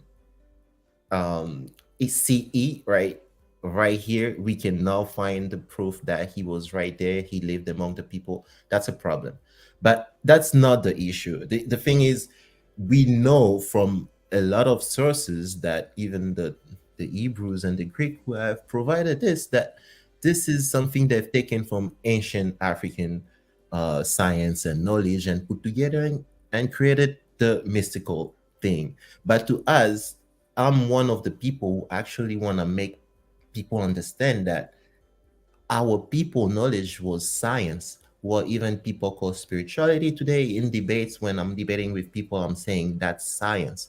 When you take this type of components, this type of stones, this type of element and create them kisi, you making science. Of course, what you create will be able to attract supernatural forces by you creating science. Like these chiefs were able to change the mountains of a land. That's powers that we will consider an angel will do. But because we've been alienated to think that the angel is the guy with wings and looking white that comes to your dream, so maybe can that's the issue. We have to go beyond what they're just telling us in the Bible and look into the science. And even the Bible is asking us to do that. We cannot understand the Bible without science. So, do everybody agree tonight? You haven't heard from you. Do you agree with this? With what you're hearing right now? That I think what I'm hearing is that, for the most part, Icon Fire, his biggest thing with the Hebrews is the fact that they want to separate themselves from Ham. They're calling themselves Shem, and Yeah. he disapproves and says that that's just another way to divide and conquer us. What do you think? I Um. think he's right. I think he's right because I I want to say this about the Hebrew and Israelite movement. I was not able to comment about this. The movement is not just in the United States. The United States has structured it. We see like people walking purple stuff. They have an organization about these things. But the awakening that you are the children of Israel, or you are the chosen people of God, is happening all over earth. You go in Africa, in places, you will see the same type of teaching in a different way, in a different language, taking a different type of slaves, but it's Yeah, happening everywhere. everybody's fighting for that Israel spot. I know. I've seen it. And where is the land? That's the point. Now, that's where people are, and even so, Rasta said that it's the same about what we're discussing today, because like we're talking about where we were, what we are, and that's the thing. Some people want to now choose that. Okay, then if we are Shem, let's say we are Shem, we are different than those animals down back there that sold us and stuff. We will stay here, and they're creating story to, instead of saying that we were great people and expand all over Earth, it's just fine to say, okay, no, the US is Israel. But Now they're creating things they're that not they saying cannot even prove, just because now they have to separate themselves. Now that's a problem. But when we go to your DNA and we see that you have 20 to 30% Congolese blood, that's where we have to ask you why you Bantu and call yourself Shem. That's where the point is. so okay. So let me ask you something. What are you guys saying to the people that are on the continents, like the Igbo, like the Limba, like the folks in Tanzania, like the folks in Kenya that are calling themselves Hebrews? Today, Benin and Togo has the tribe of Dan too.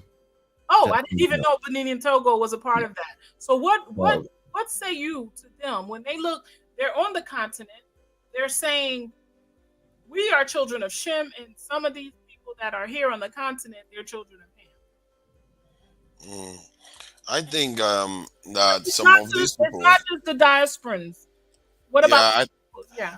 I think some of all these people, for me anyway, I feel like they are not looking in context properly, because things change over time quite rapidly, that Right. more rapidly than I actually believed. So it means that even if, let's say, give them the benefit of it, that there are some groups or people that left the Middle East area and moved into the sub-Saharan African area and generally mixed with the people from there, Yeah. over generations, that bloodline will be gone. And clearly, the way they look now in sub-Saharan Africa is not the way they look in the Middle East. So the genetic this a footprint that they would have had is disappeared. Maybe they don't even have it anymore. So you're Procreated saying that. that they possibly could have been the son of Shem and Ham, and so you're saying you believe in or you believe that there is a true context to Shem, Ham, and Japheth, but you're believing that now that we're so intermixed that it no longer matters. Is that what you're saying?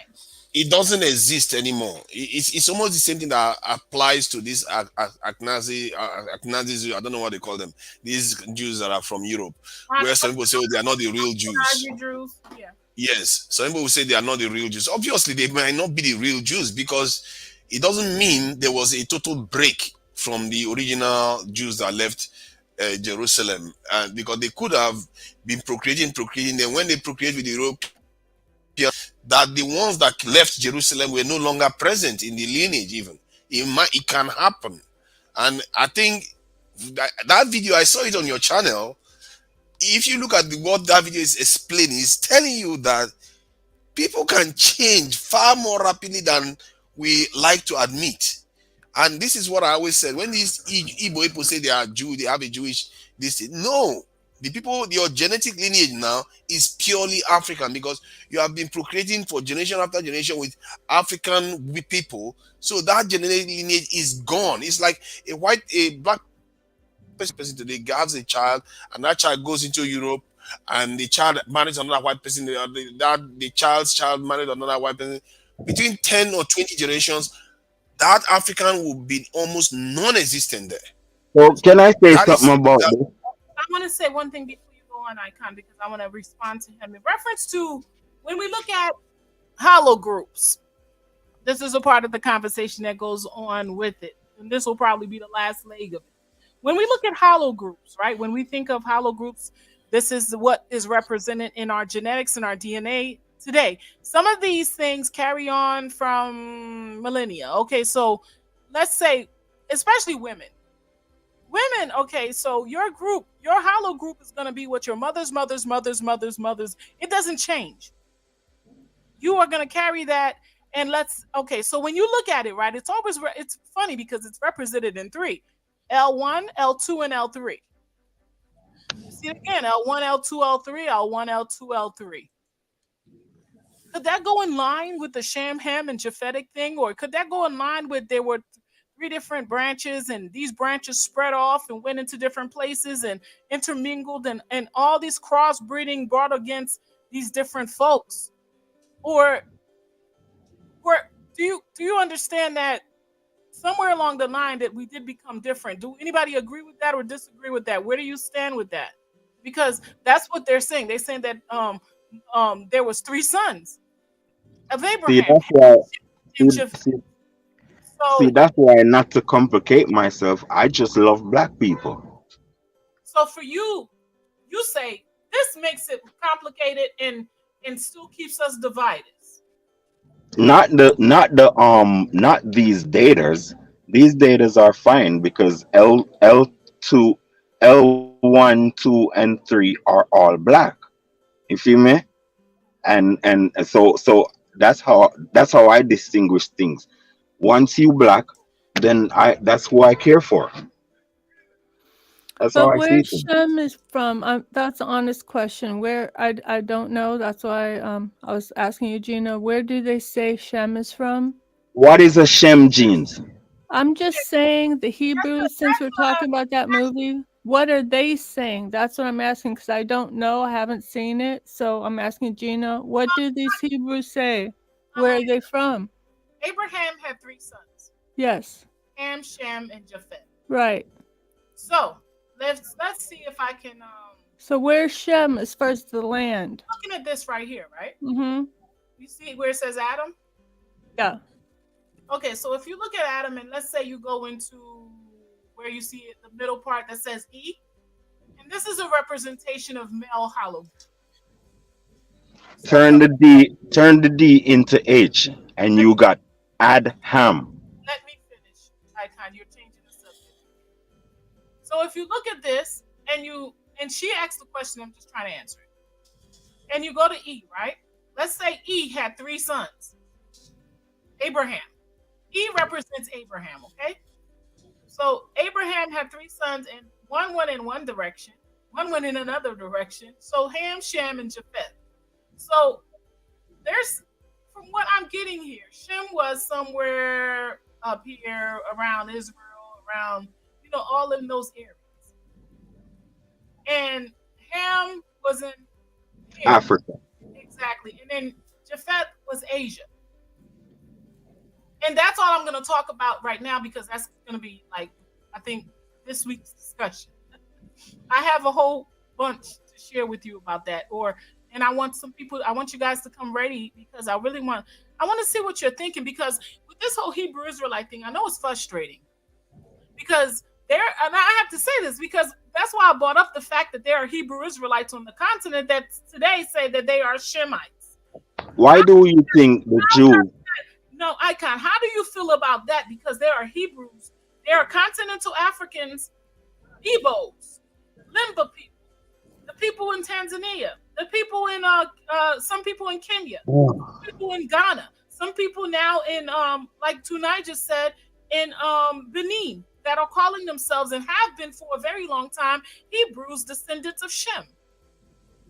So it's not something that the diasporas are just coming out of the closet with. It seems like some people on the continent have, and there's even Hebrew maps that allude to the fact that at one point, hold on, let me share what a lot of Can we get a voice in Empress? you can when I'm done talking, sir. But I was just responding to her, and I'm responding to the fact that we're not going to go into this whole thing about Judah, the Hebrew Israelites. I want to see what the thought is for the Continentals. I understand your frustration, but you're not really a Continental, so I really wanted to know what they thought. You could definitely tell me what you think. I know you just don't like the fact that they're trying to divide the family. I mean, Japheth is Arabs, Shem is Arabs, which is Palestine and Turkey, and above Turkey or below Turkey is Europe, which is Japheth, but all of them was black. It is the separation that transformed them, and the weather, the environment Mhm. changed them over time.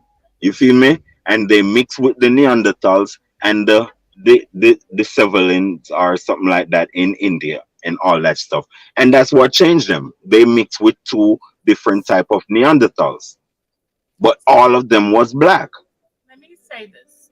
I get what you're saying, but that's not what they're saying. And it's not, it's good to really understand where other people where the people that are saying this stuff is coming from. Do you see this map that I'm sharing? Yeah. A lot of Hebrews. This is the map. Now let me ask you something. Yuda. Yeah, but this is an old map, y'all. This is an actual map from the 1817, maybe even 1400s. I don't even know how old. Anybody in the comment section know how old this map is? I guess I could look at the notes, um, and I could tell you. See if This it's is the place they used to call Yuda, and they say it's Judah. well, yeah. This is the place. It's called Negro Land, European settlement. England, Holland, Denmark. Okay, this is what this map is saying. But when you look at it, it's Negro Land, and it's the Guinea, but they saying that this was the play the Yuda, or yeah, that. Now, when you look at this area, this is where Israel, or the children of Israel, was supposed to be more so, and they were, for the most part. If you think about the people that were sold, most of them come from that area, and so even the continentals that are left on the continent now, they're they're kindred to these people. To would they have believed the same things? I mean, Tunija just talked about how the Yoruba, or the no, the people in Benin, which some of them are Yoruba in Benin. I But found we out. related to all of them. Our DNA says it. Who says So that? we are not different. It's not like these people have sold a different set of people. Mm, They sold it's the top where the red is. Those are the Arabs. Those are the slave catchers, the black Arabs, the people who claim as Arabs because they got Islamized and they went down up south into Guinea, which is Yuda. You feel me? mm, And they used to steal people and corral people and sell them to the West, which is the Portuguese and Spanish, and they used to sell them to the East, which is the Arabs. They all the same people. Some just got Islamized and continued the slave trade, and that's how white people got a hang of it and started their own little slave trade by fucking taking people's daughters and say yo are catching person. people's sons. I'm not here I'm not here to attack white people. Let's not do that, please. I don't As I even. said, they catch people's son and bribe them, say, Yeah. "Yo, give me some slaves, and I'll give you back your people, and all that, and trade them for all different type of stuff." So it's not. It's I don't. To me, I don't take it personally. I do not take it personally. I want to team up with all of black people to get rid of our oppressors. That's how I see it. Tonight, yeah, yeah, yeah, yeah. Was there ever a place called Negro Land? Do you guys have? Well, let me not say was there ever, but do you have any knowledge of Any The Negro land of obviously is what they called it. That area though, even up to West Africa, because right, that's not a piece of West Africa, right, is also used to be also called basically Sudan as well.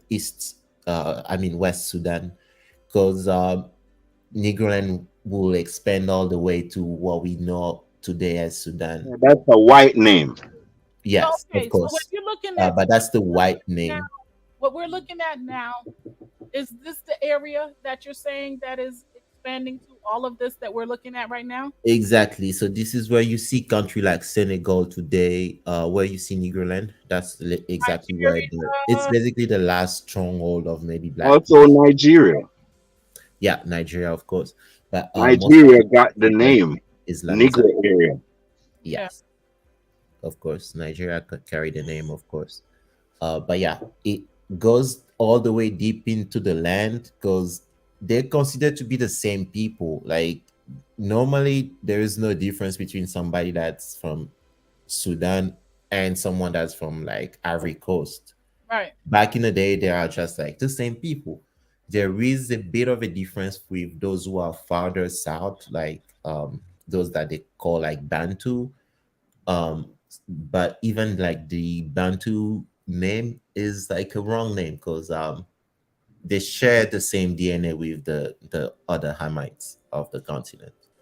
So it's just what they did.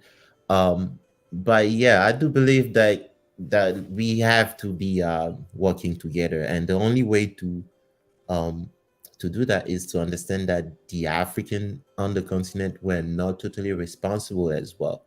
So that's only where I see we have a bit of an issue when it comes to uniting our people, because certain groups consider that we can still be those people who saw them and we will do that to them again. But I don't think that was the case. It's not the case in our history time today, and we don't really understand the storyline back then too. But what we know is that when this has happened, um 30, 20 to 30 years of Arabic slavery, then followed by the European slavery, all of that took a continent of 800 million people down to less than 200 million people. Right. And can you imagine just like less than 30 million made it out? So that's a slaughter. And like, there's not even a way to look into it. I'm not quite sure even. I've been researching this for so long. Like, they talk about how some tribes were put into other kingdoms to create this type of, movements and like destroy them from within, like the Yaga. But like, when you go and look at those Yaga people, there's no specific Yaga tribe. It's like a just mercenaries, put together and then given a task to destroy. So there's a lot of deep things in this, and we all have to So really consider let, unconditional love let me and show you something. So the question that my sister, and thank you, yeah. The question Soul Rasta asked was, where did they come from? I just went to one of the pages of a Hebrew Israelite that I know. Like I said, I've been in them Hebrew streets since '89. You see this right here where it says circa 1790. This is when this map was drew up. This is an actual map that was drawn, and it called it Quita or Judah. So that being said, was there a space? Was there a space called Judah or Quita in there Africa? is Yaoundé. It's still there in Cameroon. It is. It's in Yes, Cameroon. So yes. let me ask you something. It said right here, these maps drawn written by different what how do you say that? Cartographer? Say that word for me, y'all. Yeah.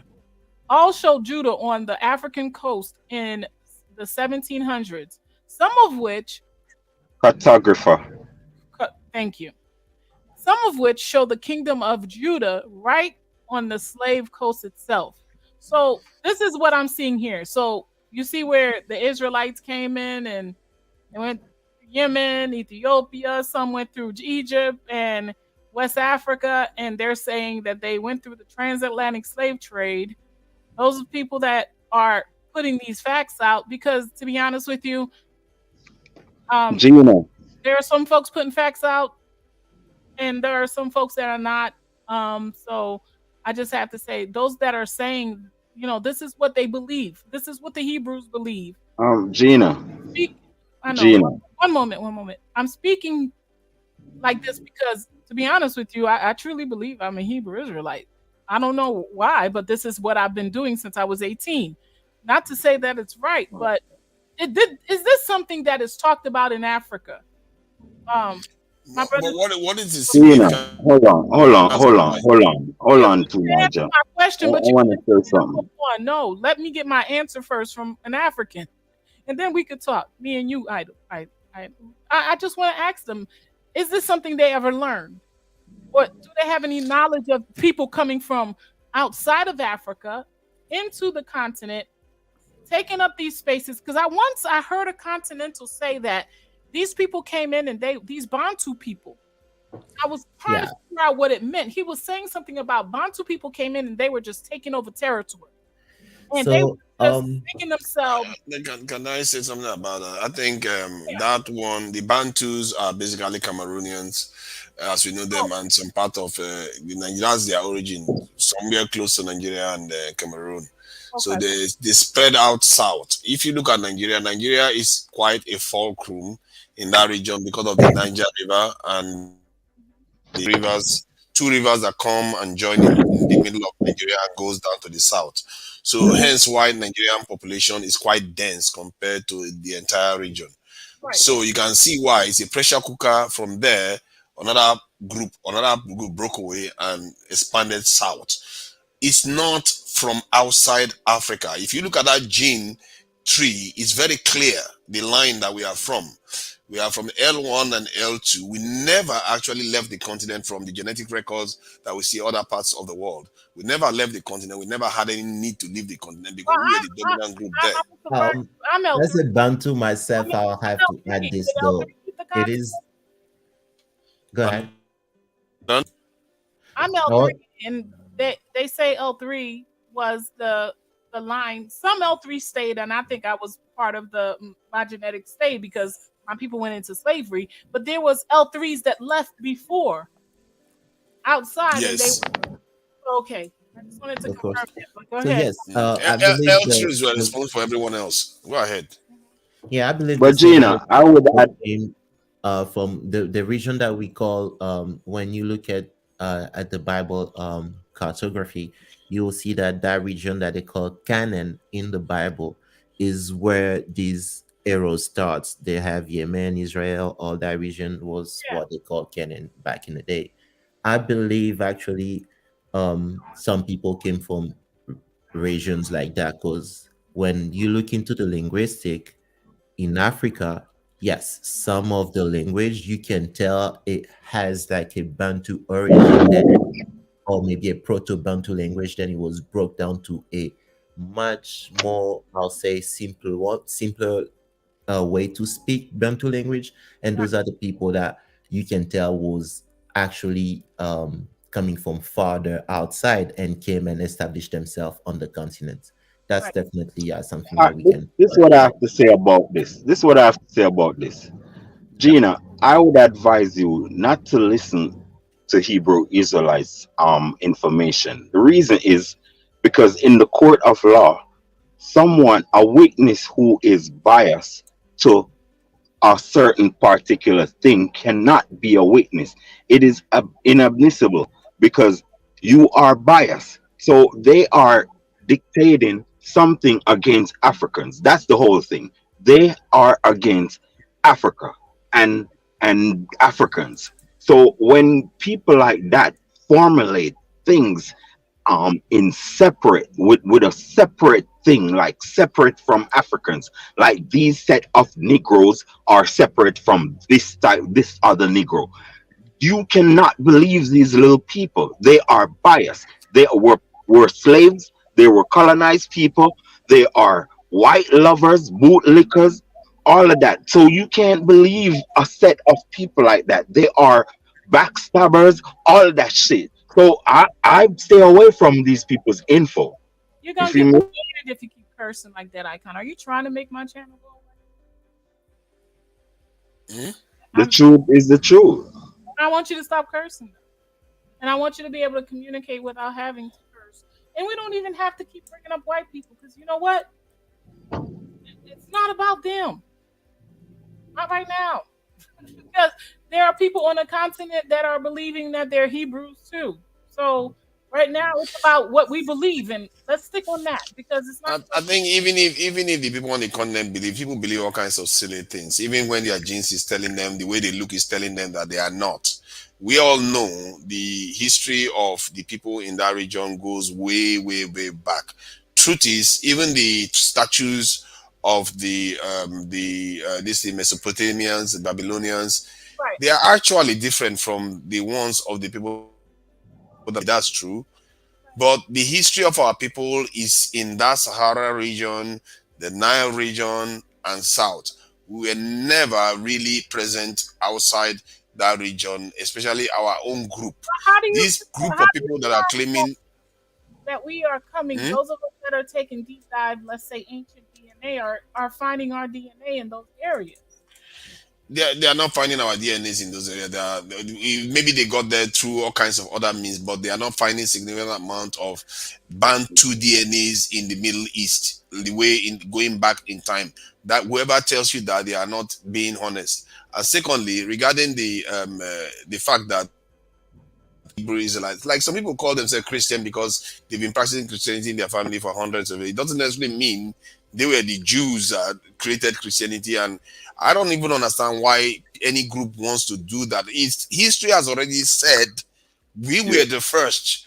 We were one of the oldest by hundreds, over 100,000 years. How can you want to sign up for a group suddenly that just emerged how many thousand years ago suddenly, and use that to Lucy, Yeah, create Lucy is a million years old. but Lucy is a million years old.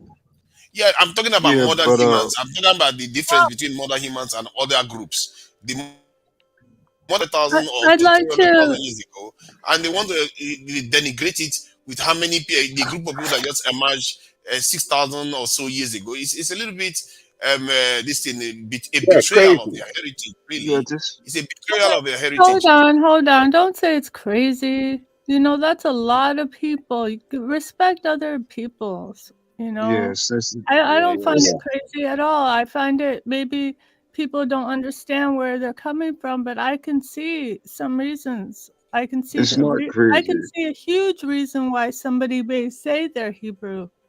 Yeah, Because I what it understand. It's Just But not like one just of crazy like at how some all. people, if you but you don't just like know how the mind, some main people have this thing if you called don't Europeans, mind, colonial Not masters. crazy if you because don't mind real quick, But it's you know the main reason why people are I associating can't, themselves with these things is I because they can't, want to go to heaven. Hold on, all of No, it I is. can't. Just okay. Listen, Okay. if you don't mind, if you don't mind, let me just say a few things. My I ear. do agree with you, Icon, of the oneness, and that um, that you don't want people to be fighting and be separate and all that. But black there's a people. reason why black people. But there's a reason why they want to know. People need to know who they are. And even though I haven't watched this movie, but as far as what I know, the reason why the Hebrews or Shem people may want to say we're Shem and we're Hebrews, If they want to go to heaven. let me finish, please, is the idea of the bloodline of the Christ, right? The Yeah, ruler. because they want to go to Let me heaven. finish, brother. no. Let I me don't. finish. You Let know me finish, that please, please. Let me finish. The after this, idea of go the to royal actual bloodline, critic after this. Go ahead. and that this idea, yeah, yeah.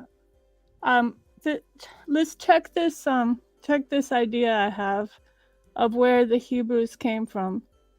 My idea is that the story of Mahabharat happened in Africa, the Kuru Setter War, and all that. And because of the radiation, everybody had to disperse. So these stories originated from Africa. And the idea of the bloodline of Yudhisthira, he was the one who was to be king. And the Pandavas, how they got taken away into slavery. And just that name, Yudhisthira, that's what my idea is, that this story is that ancient story of the Mahabharat. And So you think that this Hebrew Israelite, us calling ourselves Hebrew Israelites, yes, story stemming from India? and it comes from Africa, and the story just traveled to India, but Okay, it comes from. it came from Africa, and you're saying it went from India. So it's not coming from the fact that we came from, Israel down, and then coming from Well, that Egypt. We went. Israel is connected to, or was connected to Africa before the Suez Canal, right? It took 10 years to separate it, to build that canal. Even there is a group of people in Central Africa called the Anamongo. Um, if you've seen in museums, Kuba heart or Kuba clove, it comes from that group. Anamongo is the Kuba people is a group of Anamongo. So the story of this wonderful, beautiful woman king that had like three sons, and those three sons created like a beautiful city within Africa. And because they were thriving, and at some point they did not want to recognize the lineage of the female king, um, or the female leader, they were basically he cursed them, she cursed them. So it's basically the story of Babel. They created a great nation, and they were all speaking one language, but after the curse they couldn't understand each other and separate from there. And like when you even look at those animal people today within Central Africa, they don't even speak the same language, and yet they all have this song that we all come from this in different language, but it all ties back to this one tribe that they all call the Anamongo. So that's just to say that there is a lot of story that we see in the Bible today. They are even, That's in folklore in Africa. yes, exactly. There is Like even, like like I'm saying that the days of the week are God's, and it's the same way, and it's Egypt Yeah, that formulated it. You feel me? yeah, that's Because so what I'm trying to say to you is same way, like Monday, Tuesday, Wednesday, Thursday is Thursday. It's a Greek god. You feel me? But the Greek have got their education from Egypt. So Egypt used to call the day one day of the week a god, which is one of the elements. You feel me? So all right, look, yeah, all religions, why you think the Jews curse Jesus? Like, they'll tell you that Jesus is nothing and all that stuff. Why you think they yeah. do that? That, Because that's European Jews yeah, though. Icon fire. hold on, hold on, I hold mean, on, hold Black on. African. oh my gosh. Okay, They let's do don't. this. Let's give everybody. Yeah, hold on. Yeah, You hold guys, on. The, okay? the Jews don't. Icon. Yeah, Yeah. I know you want to get it out, but get it out, and then let's give Afro Asiatic a chance to speak. And yeah, because I'm gonna get out of here before 4 hours. Okay, fine. So go ahead. Yeah. So the reason why the Jews don't accept the fact that Christ Jesus exists is because they know that Christ is the Son, because they was in Egypt, and Egypt gave everybody education. Right. The Arabs, they praise the Kaaba. You feel me? In Right. Egypt, the Ka and the Ba mean spirit and soul. You feel me? So they are praising us who formulated the God concept. You feel me? So that's what I'm trying to tell you, that we have to go forward to the beginning, because that's You only you that's pretty the only that's the only moral compass for us, the Ma'at. you pretty much on point when you connect the Kaaba to Kemet. But what I think a lot of people want to leave out or ignore or skip over is the genetic data that tells us a Natufian, which would be an Arabian at 15,000 years ago, was basically a Yoruba Mindi. We really got to let that set in and understand what I'm not was sure that the. is Oh, accurate. well, The okay. Ethiopians are Well, well, people of the well, Levant. well. Listen, fine, Hold brother. on. I'm saying you've been rocking. Just let me spill. I ain't gonna go too long. What genetic data, what modern genetics is telling us is that a Yoruba Mindi was a 15,000-year-old Natufian. That symmetrically, the Yoruba, the present day Yoruba Mindi, symmetrically is a Natufian from 15,000 years ago. That's what modern genetics is telling us. You know, we can draw those sources, you know, another time. You know, no one here has shown sources. You know, we just dialoguing, but you know that can be done. But you know, I want to add that to the conversation, as well as a plethora of other groups stretching from Bijoux in East Africa all the way to the Fulani pastoralists, who look phenotypically somewhat different, one having a coarser grade of hair and the other having a finer grade of hair, but they have a distinct genetic root that they share, and they diverged out of the Arabian Peninsula and the Levant 10,000 years ago. You see, this is what we get in the genetic data, and you know, this is what brothers shy away from. So I don't pump no Eurocentric view of the Bible and Quran. I put it in a distinctly Afro-Asiatic Hamido-Shemitic context, you know, from an archaeological, anthropological, linguistic point of view, you know, and I think brothers, you know, brothers want to remove that from the data, but that's what the data is telling us, you know, and I think the sister is on point when she say that it's interesting that we in this thing, we got the Kyrie Irving, we got the Kanye West, we got all of this floating around. They being punished for making those statements, but we have all of this genetic data that's backing up what they saying. You know what I mean? And people want to ignore that. Even her L3, I'm of the thought that her L3 developed outside of Africa and subsequently then back migrated into Africa and dispersed and diversified with E.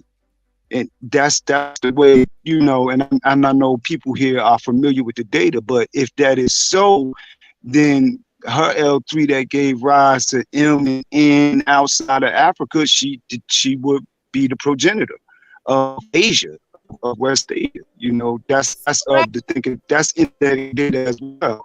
You know, it's an argument. I agree with you with that, and I'm not going to cut you. I'm not trying to cut you off. I just want to say this, and I want to show you guys something. Because this what he just said, what Afro-Asiatic said, is just what's stumbling me. What has me digging for more is DNA is now making me question a lot of what I know, and it's also bringing together some of what these Hebrews are saying as well. Because okay, now, one thing I will tell you is that the L3B, it was spread in going in three opposite directions. One went West Africa, one went to Asia, and another line went to Europe. I'm from Haiti, so you know I was a part of the line that went to West Africa because my people were taken from the coast of Guinea. So that being said, the L3 line, I agree with you 100%, is the progenitor of the other races, because that is the one line out of the Matro line that went into three different directions, where others all went in deeper into Africa. The L1 went deeper. Okay, let me just show the map, because that will give you guys a good idea. And that's Ham, Shem, and Japhet, right? That is Ham, Shem, and Japheth, and I'm not giving you the right map. I have to give you the right map for the Haplogroup L3. But I wanna give you guys, let you see that in actuality, and I'm also gonna share with you something that you need to understand. It's like these things that these people, this excitement that you see these Hebrews have, is stemming from actually these things are coming together for them, and they're seeing it in their DNA. So, But how you know that the Bible wasn't talking about DNA and they just I call it mean, Ham, Shem, and Japhet? it is talking about DNA. That's why the book of Genesis is called, it's the book of genes. Yeah. You know, people overlook it. It's the book of genes. Yeah, that's why I'm trying to tell Gina that you should try and look at the Bible in a scientific way, a chemical collision way, how you make doses of things. But that's not the way that when we talk about the Hebrews, if that's what we're talking about, that's not the way they're looking at it. So you gotta. Can I just add something Hebrews to are this? Can I just say is a something, please? migration. It's a migration pattern. It's a Asiatic, migration can I say pattern. something? You've been talking, okay? I'm getting a little bit It's a frustrated migration because pattern. there's a lot of pseudoscience going on here. Yeah, When too people nice. talk about Good. the eDNA that they are talking about, it's crazy because it's a branch of E1B1B this thing gene that is predominantly African. That's It's like, correct. Yeah. how do people, what kind of reach are people making Where's here? the separation? This Where's the is separation? Where's the separation? 90% of African Calm population, down. because they found a little Hold bit of on. it in. Hold on. We can answer that. Okay. E1B1A and E1B1B.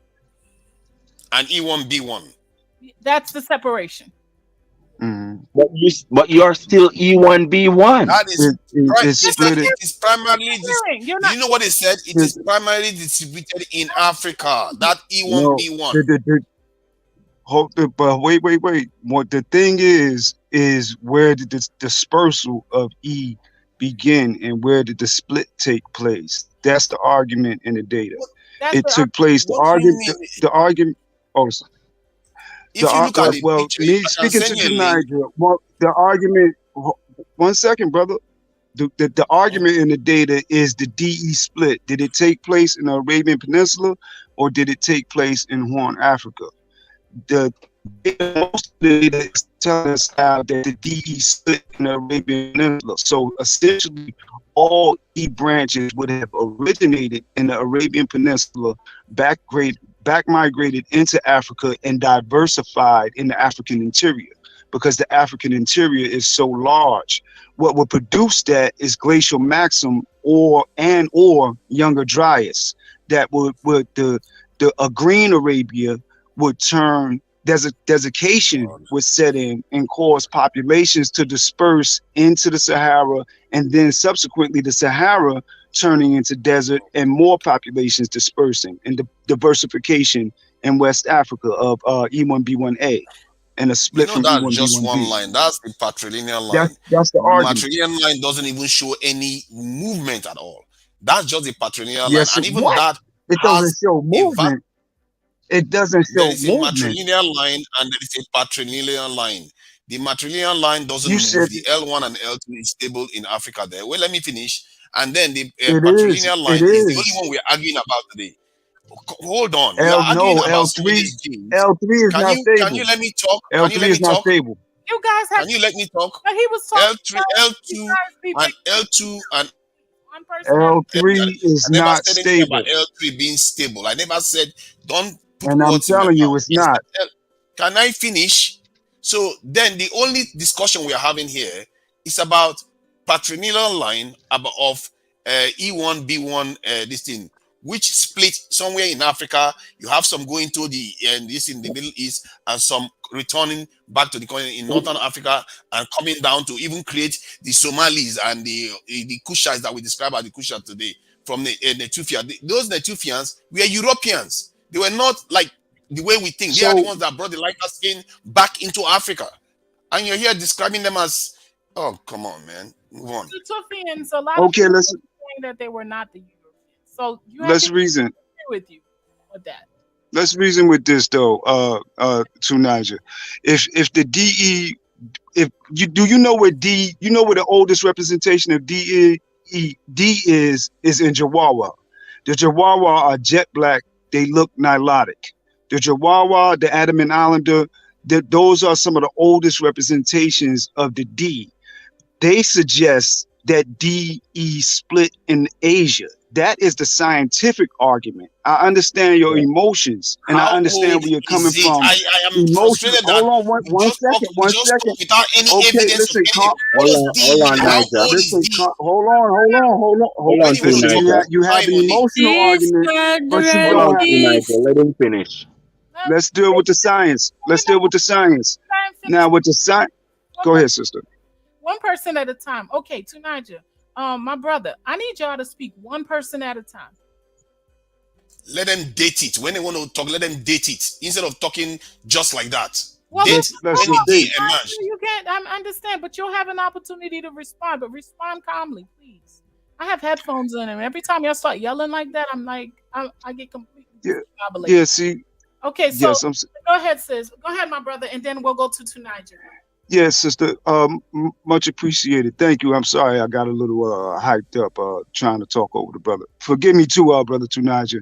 But what we got to address is the archaeological record as well. The archaeological record demonstrates to us that the Arabian Nubia complex was over 100,000 years already built in Oman, in southern Arabia. Then we have the Northwest Arabian Imran culture, which is distinctly Nubian, Afro-Arabian culture on both sides of the Red Sea.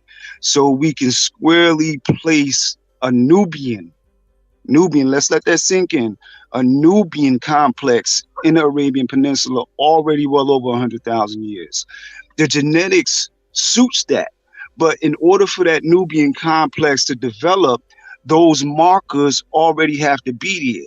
That's what even pushes E, even solidifies E further because it's a Nubian complex. E's are known to be Cushitic branches. They demonstrate and they just permeate Cushite. Anyone that studies genetics knows that E is very close to Cushitic DNA. In fact, when we look at Hadza and Sandawi DNA, see that without Afro-Arabian DNA, what we call Kush cannot exist. That's according to modern genetics. We could pull that study too. It's called the genetic ancestry of the Hadza and the Sandawi peoples. And it demonstrates that what we call Cushitic cannot exist without Afro-Arabian DNA. So I'm talking about an Afro-Arabian that is basically indistinguishable from a sub-Saharan African because it's so Hamito-Shemitic. That's why I can agree with Akan Fire with the brothers are out of their minds when they say that they're anti-African and they claim Hebrew Israelite when the West Asian plate just over the Red Sea was wholly Nubian. We cannot divorce West Asia. We can't divorce really the Bible and the Quran from what we would call phenotypically Nubian or African stock. We can't do that. Really, not scientifically, not archaeologically. Right. You know, so yeah, but you know, just to make those points, you know, I can't fire. I'm not trying to, or to the brother to Niger. I'm not talking about no recent influx. We talking about very old markers, like I said, the Yoruba Mindy. You know, you can Google that anytime you get ready. You know, that'll come right up. You know, so Yoruba Mindy in the Arabian Peninsula, that is in the Tufian. 62% Arabian DNA, some native Levantine, but these are basically African markers, EE groups, you know. So, you know, brothers want to argue with the science, but you know, it is what it is. You know, brothers then beat them to the point. Y'all gonna lose the argument scientifically. Go ahead, Tunija. I thank you for being so.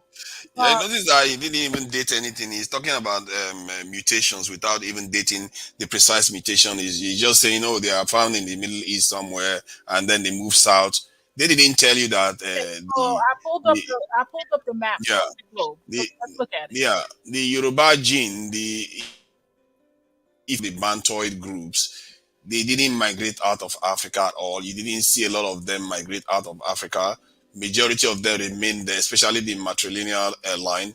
The patrilineal line, there was a little bit of a mix, but by and large, they all remained on the continent. The matrilineal line that left, they are a minority on the continent. That L3 gene is a minority on the continent. The dominant group on that continent is L1 and L2. That one is a settled fact. And any group I that left that disagree with continent, that. I would have to see okay, that. you can dispute it with the map now. You can dispute it with the map that you are looking at there. And the E1B1B that people talk about, which is also the dominant group on the continent there, which is from the Niger Congo lineage, all the way from Senegal to South Africa, is basically dominated by E1B1B.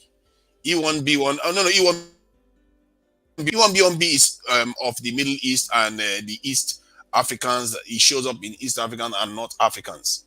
You see what I mean? So the group that left for that these so-called what they call them Israelites, the group that left Africa to the Americas and in other parts of the Middle East, they don't have any of the Middle Eastern genes in them. They don't.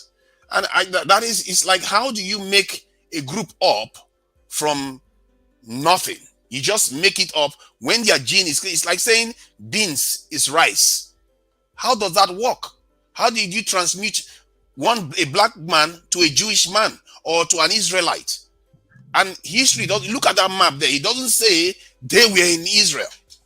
Well, Their gene doesn't represent that map just breaks down the hollow groups in the house. The male hollow group that has What history? male hollow group. If Your I other may, map actually You ain't shows it reading. better You when ain't you reading the have Greeks. the M getting out of the continent, and we can see it in the Indus Valley, then India, then Australia, then even China, of course, because if you know history, you will know there was Black Dynasty in China as well. But I think there were people that migrated out and eventually mutated. We don't have much of those in North Asia today, but South Asia has definitely black features, but not as the Negroid features that we see among the people that you call Hebrew Israelite today. I feel like you can get someone from Africa today and place him right in front of. Even look at Hollywood today. We have Nigerian actor and American actor. You don't really know that this is a Nigerian person. This is an American person. yeah, Uh, yeah. Um, yeah, I heard earlier you said because they're you read the Africans. Bhagavad Gita. So, think about the story in the Bhagavad Gita. yeah, Ram, he goes to war and he has these monkey men that help him win the war against Ravana. yes. That's what happened. They made these monkey men, also known as white people. That's why they say they came from monkeys. I'm trying so hard to like keep reiterating. I don't know, keep up bringing white people. Well, I'm just saying the Nephilim, all that. It's like when So they started doing the gene splicing, you believe that white people are and white? I mean, don't the scientists say, Darwin and all this, evolution from monkeys? And I'm just saying there's this ancient story that they had That's these monkey definitely men. could be proven in history. Even I'm just saying they had these um monkey men, and Ram was the name of the king that they were a prince that they were fighting for. And then the we have British Ram. museums. The British museums has pictures of old European and it's literally men with like hair in their body, like all over. The wild Just men, yes. just like wild. Like, I don't Yes. Where did what they they call come this from, thing. though? Okay, so do you Yeah. believe that Nephilims have their genes mixed with our gene, and that the reason that they're that way is because of fallen angels? Is that what we're going back to, or what do you guys believe? Where did these Neanderthals come from? The point They is came from we have Africa. to know where the origins of like the other genes, and we can only do that by expanding our capacity to like look into the genes, the DNA, and all these data, Right. instead of just like relying on what they have for us. We have to do intensive research, get train people to be able to do So these researches we and don't trust like their. We don't. What we're saying in what I hear you saying is that you don't trust their research. not totally, because they will be telling us a piece of the truth. I will tell you one thing. When I was still like a hardcore Christian, there was a study.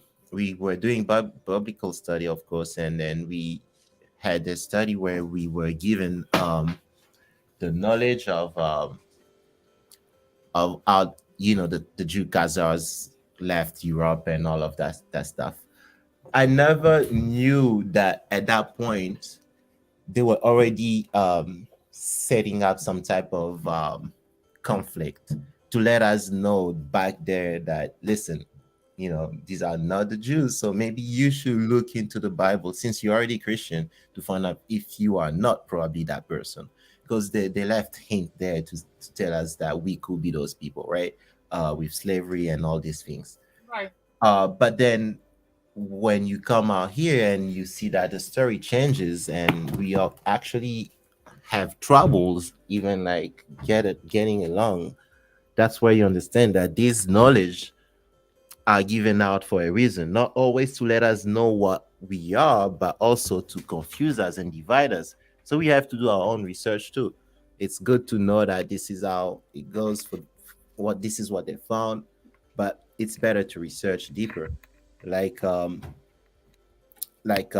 was a brother who said that we couldn't have Kush Valley without the the Arabian blood, which is not really true because when we look into the ancient world, white people themselves, as confirmed after the fifth dynasty, those were people who came from all the way from South Africa to the north and recreated that world.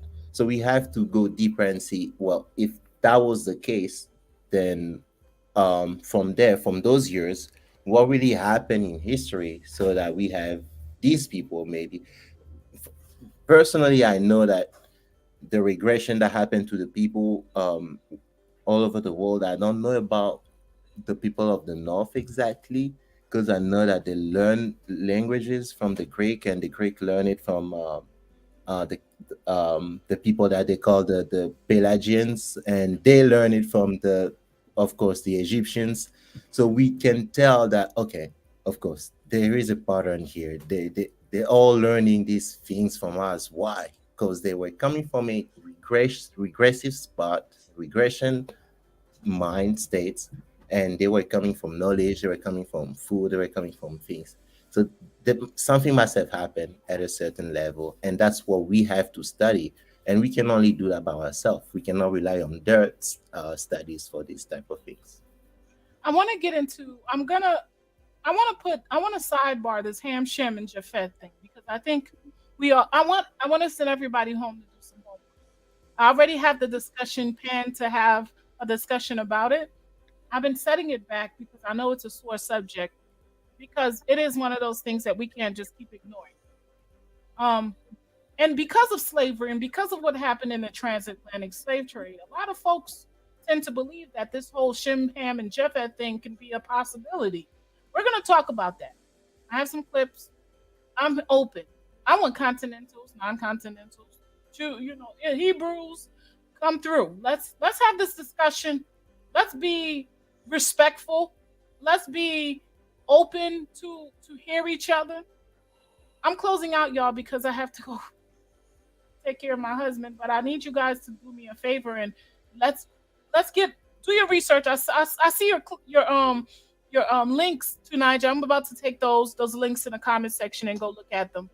But I want you guys to be ready for this. And it's really one of those things where go do your homework. Don't come up here with your theories and your thoughts and your deep, passionate opinions about this Ham, Shem, and Japheth. Them calling, the black race Canaan. And now some of the black people now looking at this Ham, Shem, and Japheth saying that we're the actually descendants of Shem. And there might be a group on the continent that's Ham. And I know that it's definitely a sore subject. We're going to talk about it. We're going to get into it. I want us to I'm going to set it for Friday. I'm not ready for this week for it. I want everybody to really take a look at this because this is when we talk about the Hebrews and we talk about all these people that are springing up on the continent calling themselves Hebrew, springing up out of all these people calling themselves Hebrew. What's that about? Ham, Shem, and Japheth. That's the root of it. That's the key of it. Let's talk about it. Let's get an understanding of it.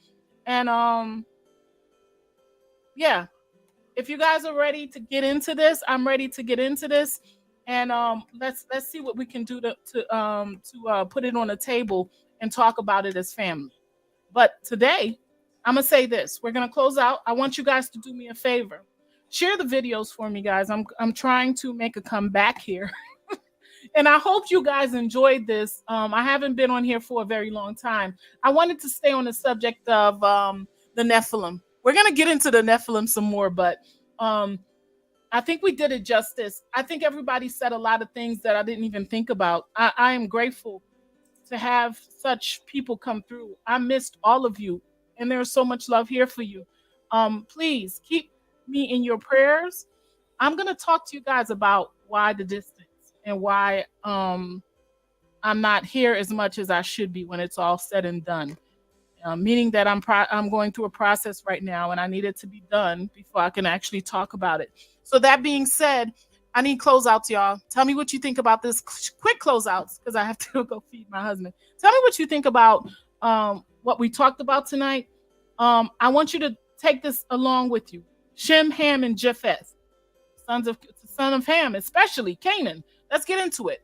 Um, we're gonna talk about that. That's gonna be the next discussion. I'm gonna set it for Friday because it's gonna be a big deal. It's going to be a big deal. And I want everybody to bring some respect to the table, appreciation on the table, and understand we're still family regardless. We're all the children of Noah, right? If we're going to be talking about Noah's descendants, and I don't believe that we have to walk away from the table being hateful. I think we could do this. I think we could have this discussion and put our feelings out there, put our opinions out there, put our facts out there, and get through this. So this was awesome. I've missed you guys profoundly. I missed you guys immensely, and I can't wait to do this again. I'm going to be preparing, and I hope you will too. Ham, Shem, and Japheth. Why? Why is this such a hot topic for us all right now? Tunija, my love, I've missed you. Tunija, I'm getting closer to my Nigerians, man. I got 2 of them. I caught them on my DNA. You guys are taking tests now. Ain't no running away. I got that Igbo. I got 2 Igbo cousins. Yeah. I got that Igbo. So they're Igbo, and I was excited, and I can't wait to share that. I actually have one that say he's gonna come on here with me. So that being said, tell me what you think. What was this discussion? I know it got a little passionate for you, but I know it's extended. We're gonna come back. We're gonna get into this Ham, Shem, and Japheth thing. We're gonna put it to sleep properly. Tell me what you think. I think Icon Fire was right that this is just another form of distraction again. Okay. That we are getting, and how a people, it's just mind boggling, how a people that numbers over 1 billion who confuse where they are from is scary. And on the continent, just because there's all kinds of weird people that says all kinds of weird things on continents, it doesn't make it true. You have to look at the vast majority of the population, what they are saying. There are 1 billion population of this thing, Niger Congo people out there on the continent with a little bit of Kushites there that know where they are from. They are from there. Their genetic pool is from there. The little dispersal you see elsewhere is just mostly there, and they've been there from time immemorial. The map shows it, or at least from if DNA is supposed to be correct and our history is supposed to be correct, it shows that we have been there for a very, very long time. We dominate that continent for a reason. We developed anti-malarial this thing. There's only a few groups of human beings that have that on Earth, and these people claim to be from the Middle East. The Middle East people don't have that. Unbelievable that human beings, grown people, can believe these things. You just look at that continent of a lot of people and say, you know what, somehow I'm from outside there, and I don't like to define my history by other people's books. When they talk about this Ham, Japheth and stuff, let them keep their Ham, Japheth and stuff. When our own forefathers talk about their own history, we will resurrect history. Yoruba history says that they are also from somewhere in Africa there. We don't know exactly where.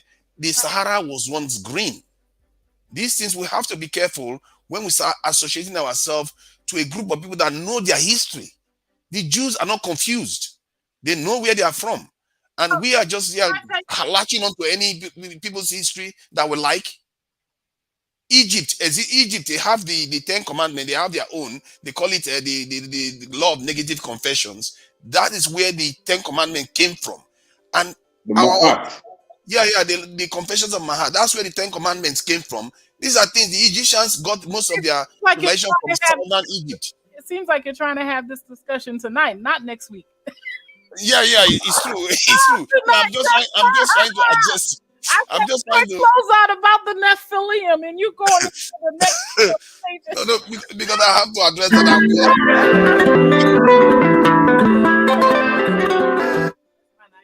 That's my two Niger. Come on, I just feel like I needed to address that because to be hearing this type of stuff.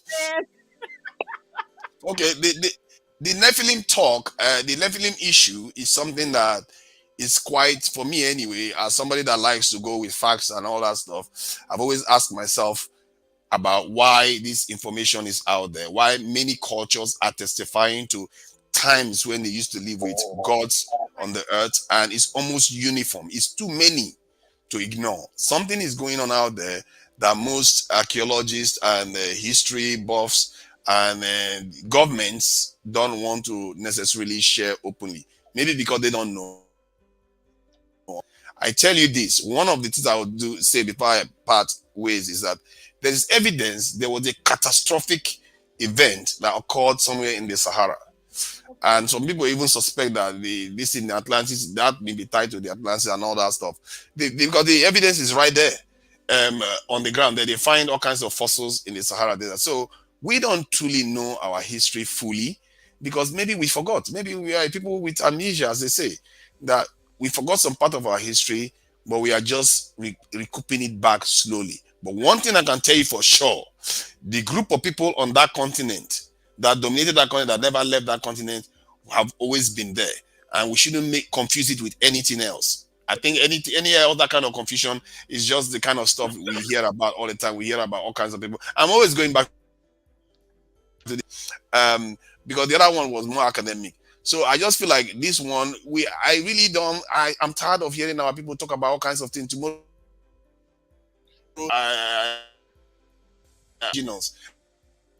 But you know, this in the African, Australian Aboriginals, they will claim everything on Earth. okay, It's so just I need to, come Nigel, on. you got to be patient with us because we don't.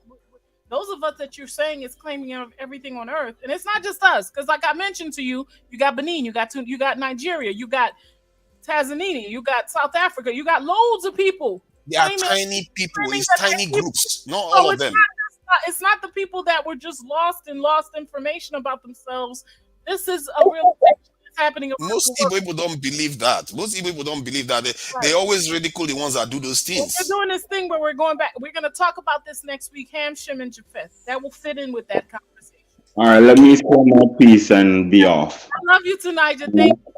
Go ahead, Icon Fire. Close out. Love you. Yeah.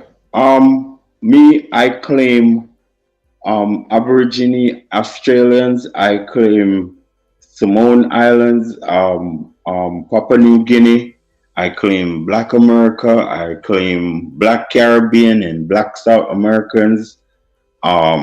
So I'm everything that Black people is. You feel me? I say that we should be different, but still protect Black people for the most part. It's like this. It's like this. You are nothing. You wouldn't exist if your mama wasn't Black. You feel me? Therefore you owe the Black bloodline for your existence. You feel me? So therefore, anything you would have been in this world is because of who made you exist, which is the Black bloodline. So I say, regardless of whatever in the biblical scriptures, you feel me? The reality is that we have been through racism, and it's because we Black, and we are in the decline. We have been subjected to be poor because we are Black. We have been subjected from education because we are Black. So I suggest to everybody, Hebrew Israelites, Christian Black people, Muslim Black people, you feel me? Educate your kids towards loving Blackness and providing royal standards for Black people, which you will also get because you Black. So 1 and 1 is 2. You feel me? 2 and 2 is 4. We should stop trying to exit logic from our thought. You feel me? So that's how I see. I've Thank missed you. you. Thank you for coming through today and spending the whole night with us. Thank you, sir. Hey, all right, Empress, blessed. Okay, yeah. I wanna thank you for coming through, sir. I love you so much, and I've missed you. I missed your voice. It was nice to have you here with me tonight and your wisdom. Please tell me what you think about what we're talking about, and man, I hope you get to come through for the Ham, Shem, and Japheth talk. It's gonna be a great one. Of course, I'll do my best to be in the next conversation. Of course, it was a pleasure here. Um, Yes, and it's I so am. glad that you back here because we missed you too. So yeah, this conversation are important. I was saying that if people are talking about such subjects today, is because there is something happening. There is an awakening that people can actually perceive now today. Right. So much that they are already getting ready to fight it. I was watching somewhere saying that we have to um, do war to those woke ideas and stuff. Basically, yes, this is a movement now that can hurt, that can make change and take us places. What we can do is unite. I'll say that every time that I come here, I always mention about um, someone that could have be called a prophet. The name is Kimbangu.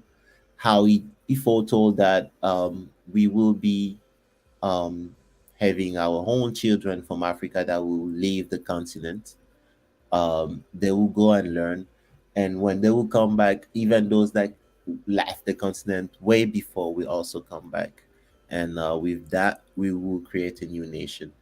Looking at the state of Africa today, honestly, Africans can do it, but the black nation in general will succeed if we do it together. If every person that sees himself as black or Hebrew or whatever you are, for the Hebrew, literally, you call yourself, yeah, yeah, I'm already there. I'm your cousin. We can talk. I can tell you why it's yeah, yeah, and we can understand that there is connection there. You can go to Ivory Coast, you will see people named Yaya Toure, for an example. Even for us on the continent, there is this old Kemetic knowledge that was called Sanankunya. It's about becoming brothers by just amusement. So people were just doing that. They were just becoming family, just joining, and that's why we are such a strong continent that resisted all the oppression that we have received today. We are maybe at the past we were at the last breath. They manipulated us, but we can become people again. This is the age of Aquarius. I won't be shy to say that people are seeing this awakening. I myself have been doing these researches since 2011 maybe, and I've seen how, like, after years and years, like, bigger group of people have joined the party and just started like trying to shake things up. So it's coming and we have to unite. We don't have to look at these things as strange now. We just have to do researches and dig deeper and dive deeper, and we will find things. We will be guided and we will be really getting the answers. So yeah, we will be here for the next conversation as well. What I can say is that we have to really unite. This is the only call right now. Wherever you are, and we are not uniting because let's not see the differences yet. Let's just unite for the skills that we have, the knowledge that we have, the capacity that we have to stand up again. And when we are standing up after that, we can then try to see, who was wrong and maybe judge everybody else. But that can come after. Even God is someone of order. So no matter what you're trying to achieve here, a certain order will be needed. Um, no matter what they're trying to achieve as a group, a certain order will be needed. So they have to look in all of that. uh, DNA data are available right now that tell us a lot. And the language is the key. That's where everything is sitting. Linguistic has everything. It's just recording everything like DNA. So um, we can really do it. I, And thanks again for having me here. you're always welcome, and I think a big part of it is this, and talking about the things that you know is a chip on our shoulders, and I think this is a big one. But we'll get it. We'll deal with it accordingly. I think Definitely. we'll be able to do right. And thank you again, Sue Rasta. We can definitely connect. and also definitely speak about all these things, and they are all related. It's all one story that was just divided. You want to talk about falling angels, like in the in the guitar, it's literally called Visana. Like they had real vessel called Visana, like that they will use to actually travel with. So those things are actually documented in other cultures. But yeah, we just have to put things together to understand what we're dealing with.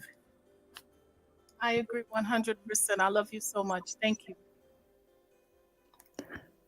Yes, yeah, respect. I just got so happy meeting somebody who read Bhagavad Gita as well, and just open-minded people to know that, this whole place is one black planet originally, and so that's, of course, it makes sense that it's one story. And the more I look into it, it's so similar and the same. Like sometimes it's word for word the same. It's just amazing, and I think the science goes along with other things as well. Like it works on so many levels Right. So let me because ask you something, so Rasta, the Nephilim. sure. Have they returned? Or are they still? Is Pardon? the Nephilim, have they returned? Do you believe their genes are still here? Oh yeah, never left. Like what you're saying, the RH negative, Obama's RH negative. There's a whole bunch of people who are RH negative who are like in certain positions, and when you find out every president is related, then it's something going on. All these people are related, so it means something. They definitely know something we don't know, and We definitely should have a discussion on the RH negative. What do you think? sure. I mean, there's so much to talk about, and I really appreciate it. It's fun for me just to put it all together, to put all the information together, and like if when you look at the Bible, like you're saying, there's Abraham, there's Ham, there's Haman. There's just a lot going on, and who are these people? And for me, when they talk about people, I realize it's not a person. They're talking about like huge groups of people. Right. They're not talking about one person did this and one person did that. They're saying a whole group of people, like, and it's important, I think. And at the same time, Icon, I understand where he's coming from, and I agree with him with the one love. That we have to love all, and we're gonna get there. But I feel like we really need to know the whole story in order to have the right frame of mind. As long as we're in ignorance, we're just gonna be. We can't just skip over chapters just because we want to get to the end. Yeah, I think like once we realize, and I think we're gonna have to, make peace with everyone, including, everyone, because we really are all connected, and like there's no creating of a soul when you create bodies. That's what I think. And so that DNA that they used, it needed to come back. You know what I'm saying? Like someone makes if you have someone makes some incubator babies with your, like they're doing now. Oh my God, they have these donors, and they have like 100 kids from one person. And then, so how do these people know they're not having sex with their brother and their sister 20 years? Because these people it's not okay. But so they're doing the same thing now, straight up. You're talking about the sperm donors. That's been right, but they do it all in a lab. It's all lab created babies, and they do clones as well. That's a deep thing that you just said. A lot of folks don't think about that, but yeah. So they're just now. They're doing it right now, just like before, just like with the slavery. This DNA, the what do they call it when you're with relatives that inbreeding?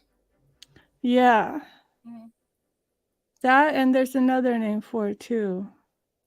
Yeah, but that's what happened. incest. Because when you're doing it in a test tube, they created these Nephilim. It wasn't normal. You think the Nephilim was created in a test tube? I think the original ones that the sons of man, the men and the sons of men, they were created in a test tube. Interesting. And so when they mated, when the sons of God saw the daughters of men who were created in a test tube, and they mated with them, then the crazy shit happened because they were not compatible. They were not the same. Like the you were saying about the RH negative is not compatible. Even now, people may have boyfriends and girlfriends and have certain things going on, and they might not be compatible. Their chemistry may not be compatible. They might be having like things going on, and they wonder what's going on because you're not compatible. Because the blood, I don't know it all, but I feel like we're not taught these things. Like in Asia, I think there's a lot that we still don't know, but yeah. I gotta really disagree on the test tube thing, but I don't. That's because I don't have any knowledge of what you're. Send me some There's research. doctors. You They send got caught giving using their own sperm, and they me a favor. No, I know what you're talking about the hundreds of babies. statement. I know what you're talking about the people giving up their sperm so Yeah. children. But I was talking about the Nephilim. Right. So I'm just saying this technology. Them from the heavens. You don't agree with that. You believe they're test tube. Well, what is the heavens? You know what I mean? When you fly an airplane, you're going in the heavens and you come down. So if you're from some little island or somewhere, some place doesn't have technology to go to airplanes, then some people come on some airplanes, they call them Vimanas back in the day, and they land and they're like, wow, these guys are gods. Look at all this technology they have. Same thing here. Like those Vanuatu or whatever, those island, Papua New Guinea, World War II, those guys came with planes. They built a whole religion. You believe there's anything greater than us outside of here, though? And then that's going to be my last question, and I really have to go. I'm sorry, your volume isn't good today. I said, do you think there is anything outside of this planet greater than us? I just want to know because... Planet? Yeah, outside of this planet. Do you mean, do I believe aliens come down here or something? No, I didn't even want to give it a name. Do you believe there's anything outside of this planet greater than us? No. Okay. I think it's all connected. I think it's all one ecosystem. That's a big conversation. I'm gonna have that discussion because I didn't realize that for you. But I want to say this: you're not the only person that feel that way. So I'm gonna get into that. And the Nephilim. Let me say end on a crazy note, which is real. And then I have to go. And I saw this once years ago in like one of those science magazines, like Science or Scientific American, or one of those magazines like 20 years ago. They had an article about how dogs had human DNA. Okay? And I never saw that again. So this is what our ancestors were doing.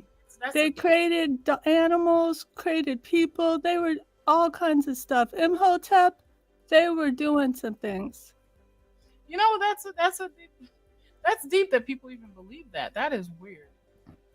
So I saw that with my own eyes, guys. So yeah, DNA, very interesting. Thank you, Gina. Thanks, everybody. Oh, Rasta, love you to pieces. Thank you for joining me. I've missed your voice. Thank you, sis. And I hope to see you when we're talking about Ham, Shem, and Japheth.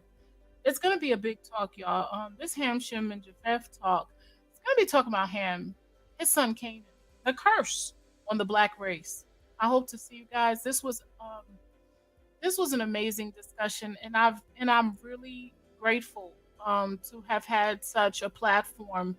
Everybody, Asiatic Lion to Niger, to Icon Fire, my sister, Soul Rasta, man. Who else? I mean, my brother Yaya. Thank you so much for coming through, Amina. Thank you for holding me down in the chat. All you guys in the comment section, please study up. Let's get ready to have that Ham, Shem, and Japheth discussion. please do whatever you can to get this video out there, guys. Put it all over your social medias. Have your family subscribe. Thank you again for supporting me. I have so much love here for you guys. The Blackness.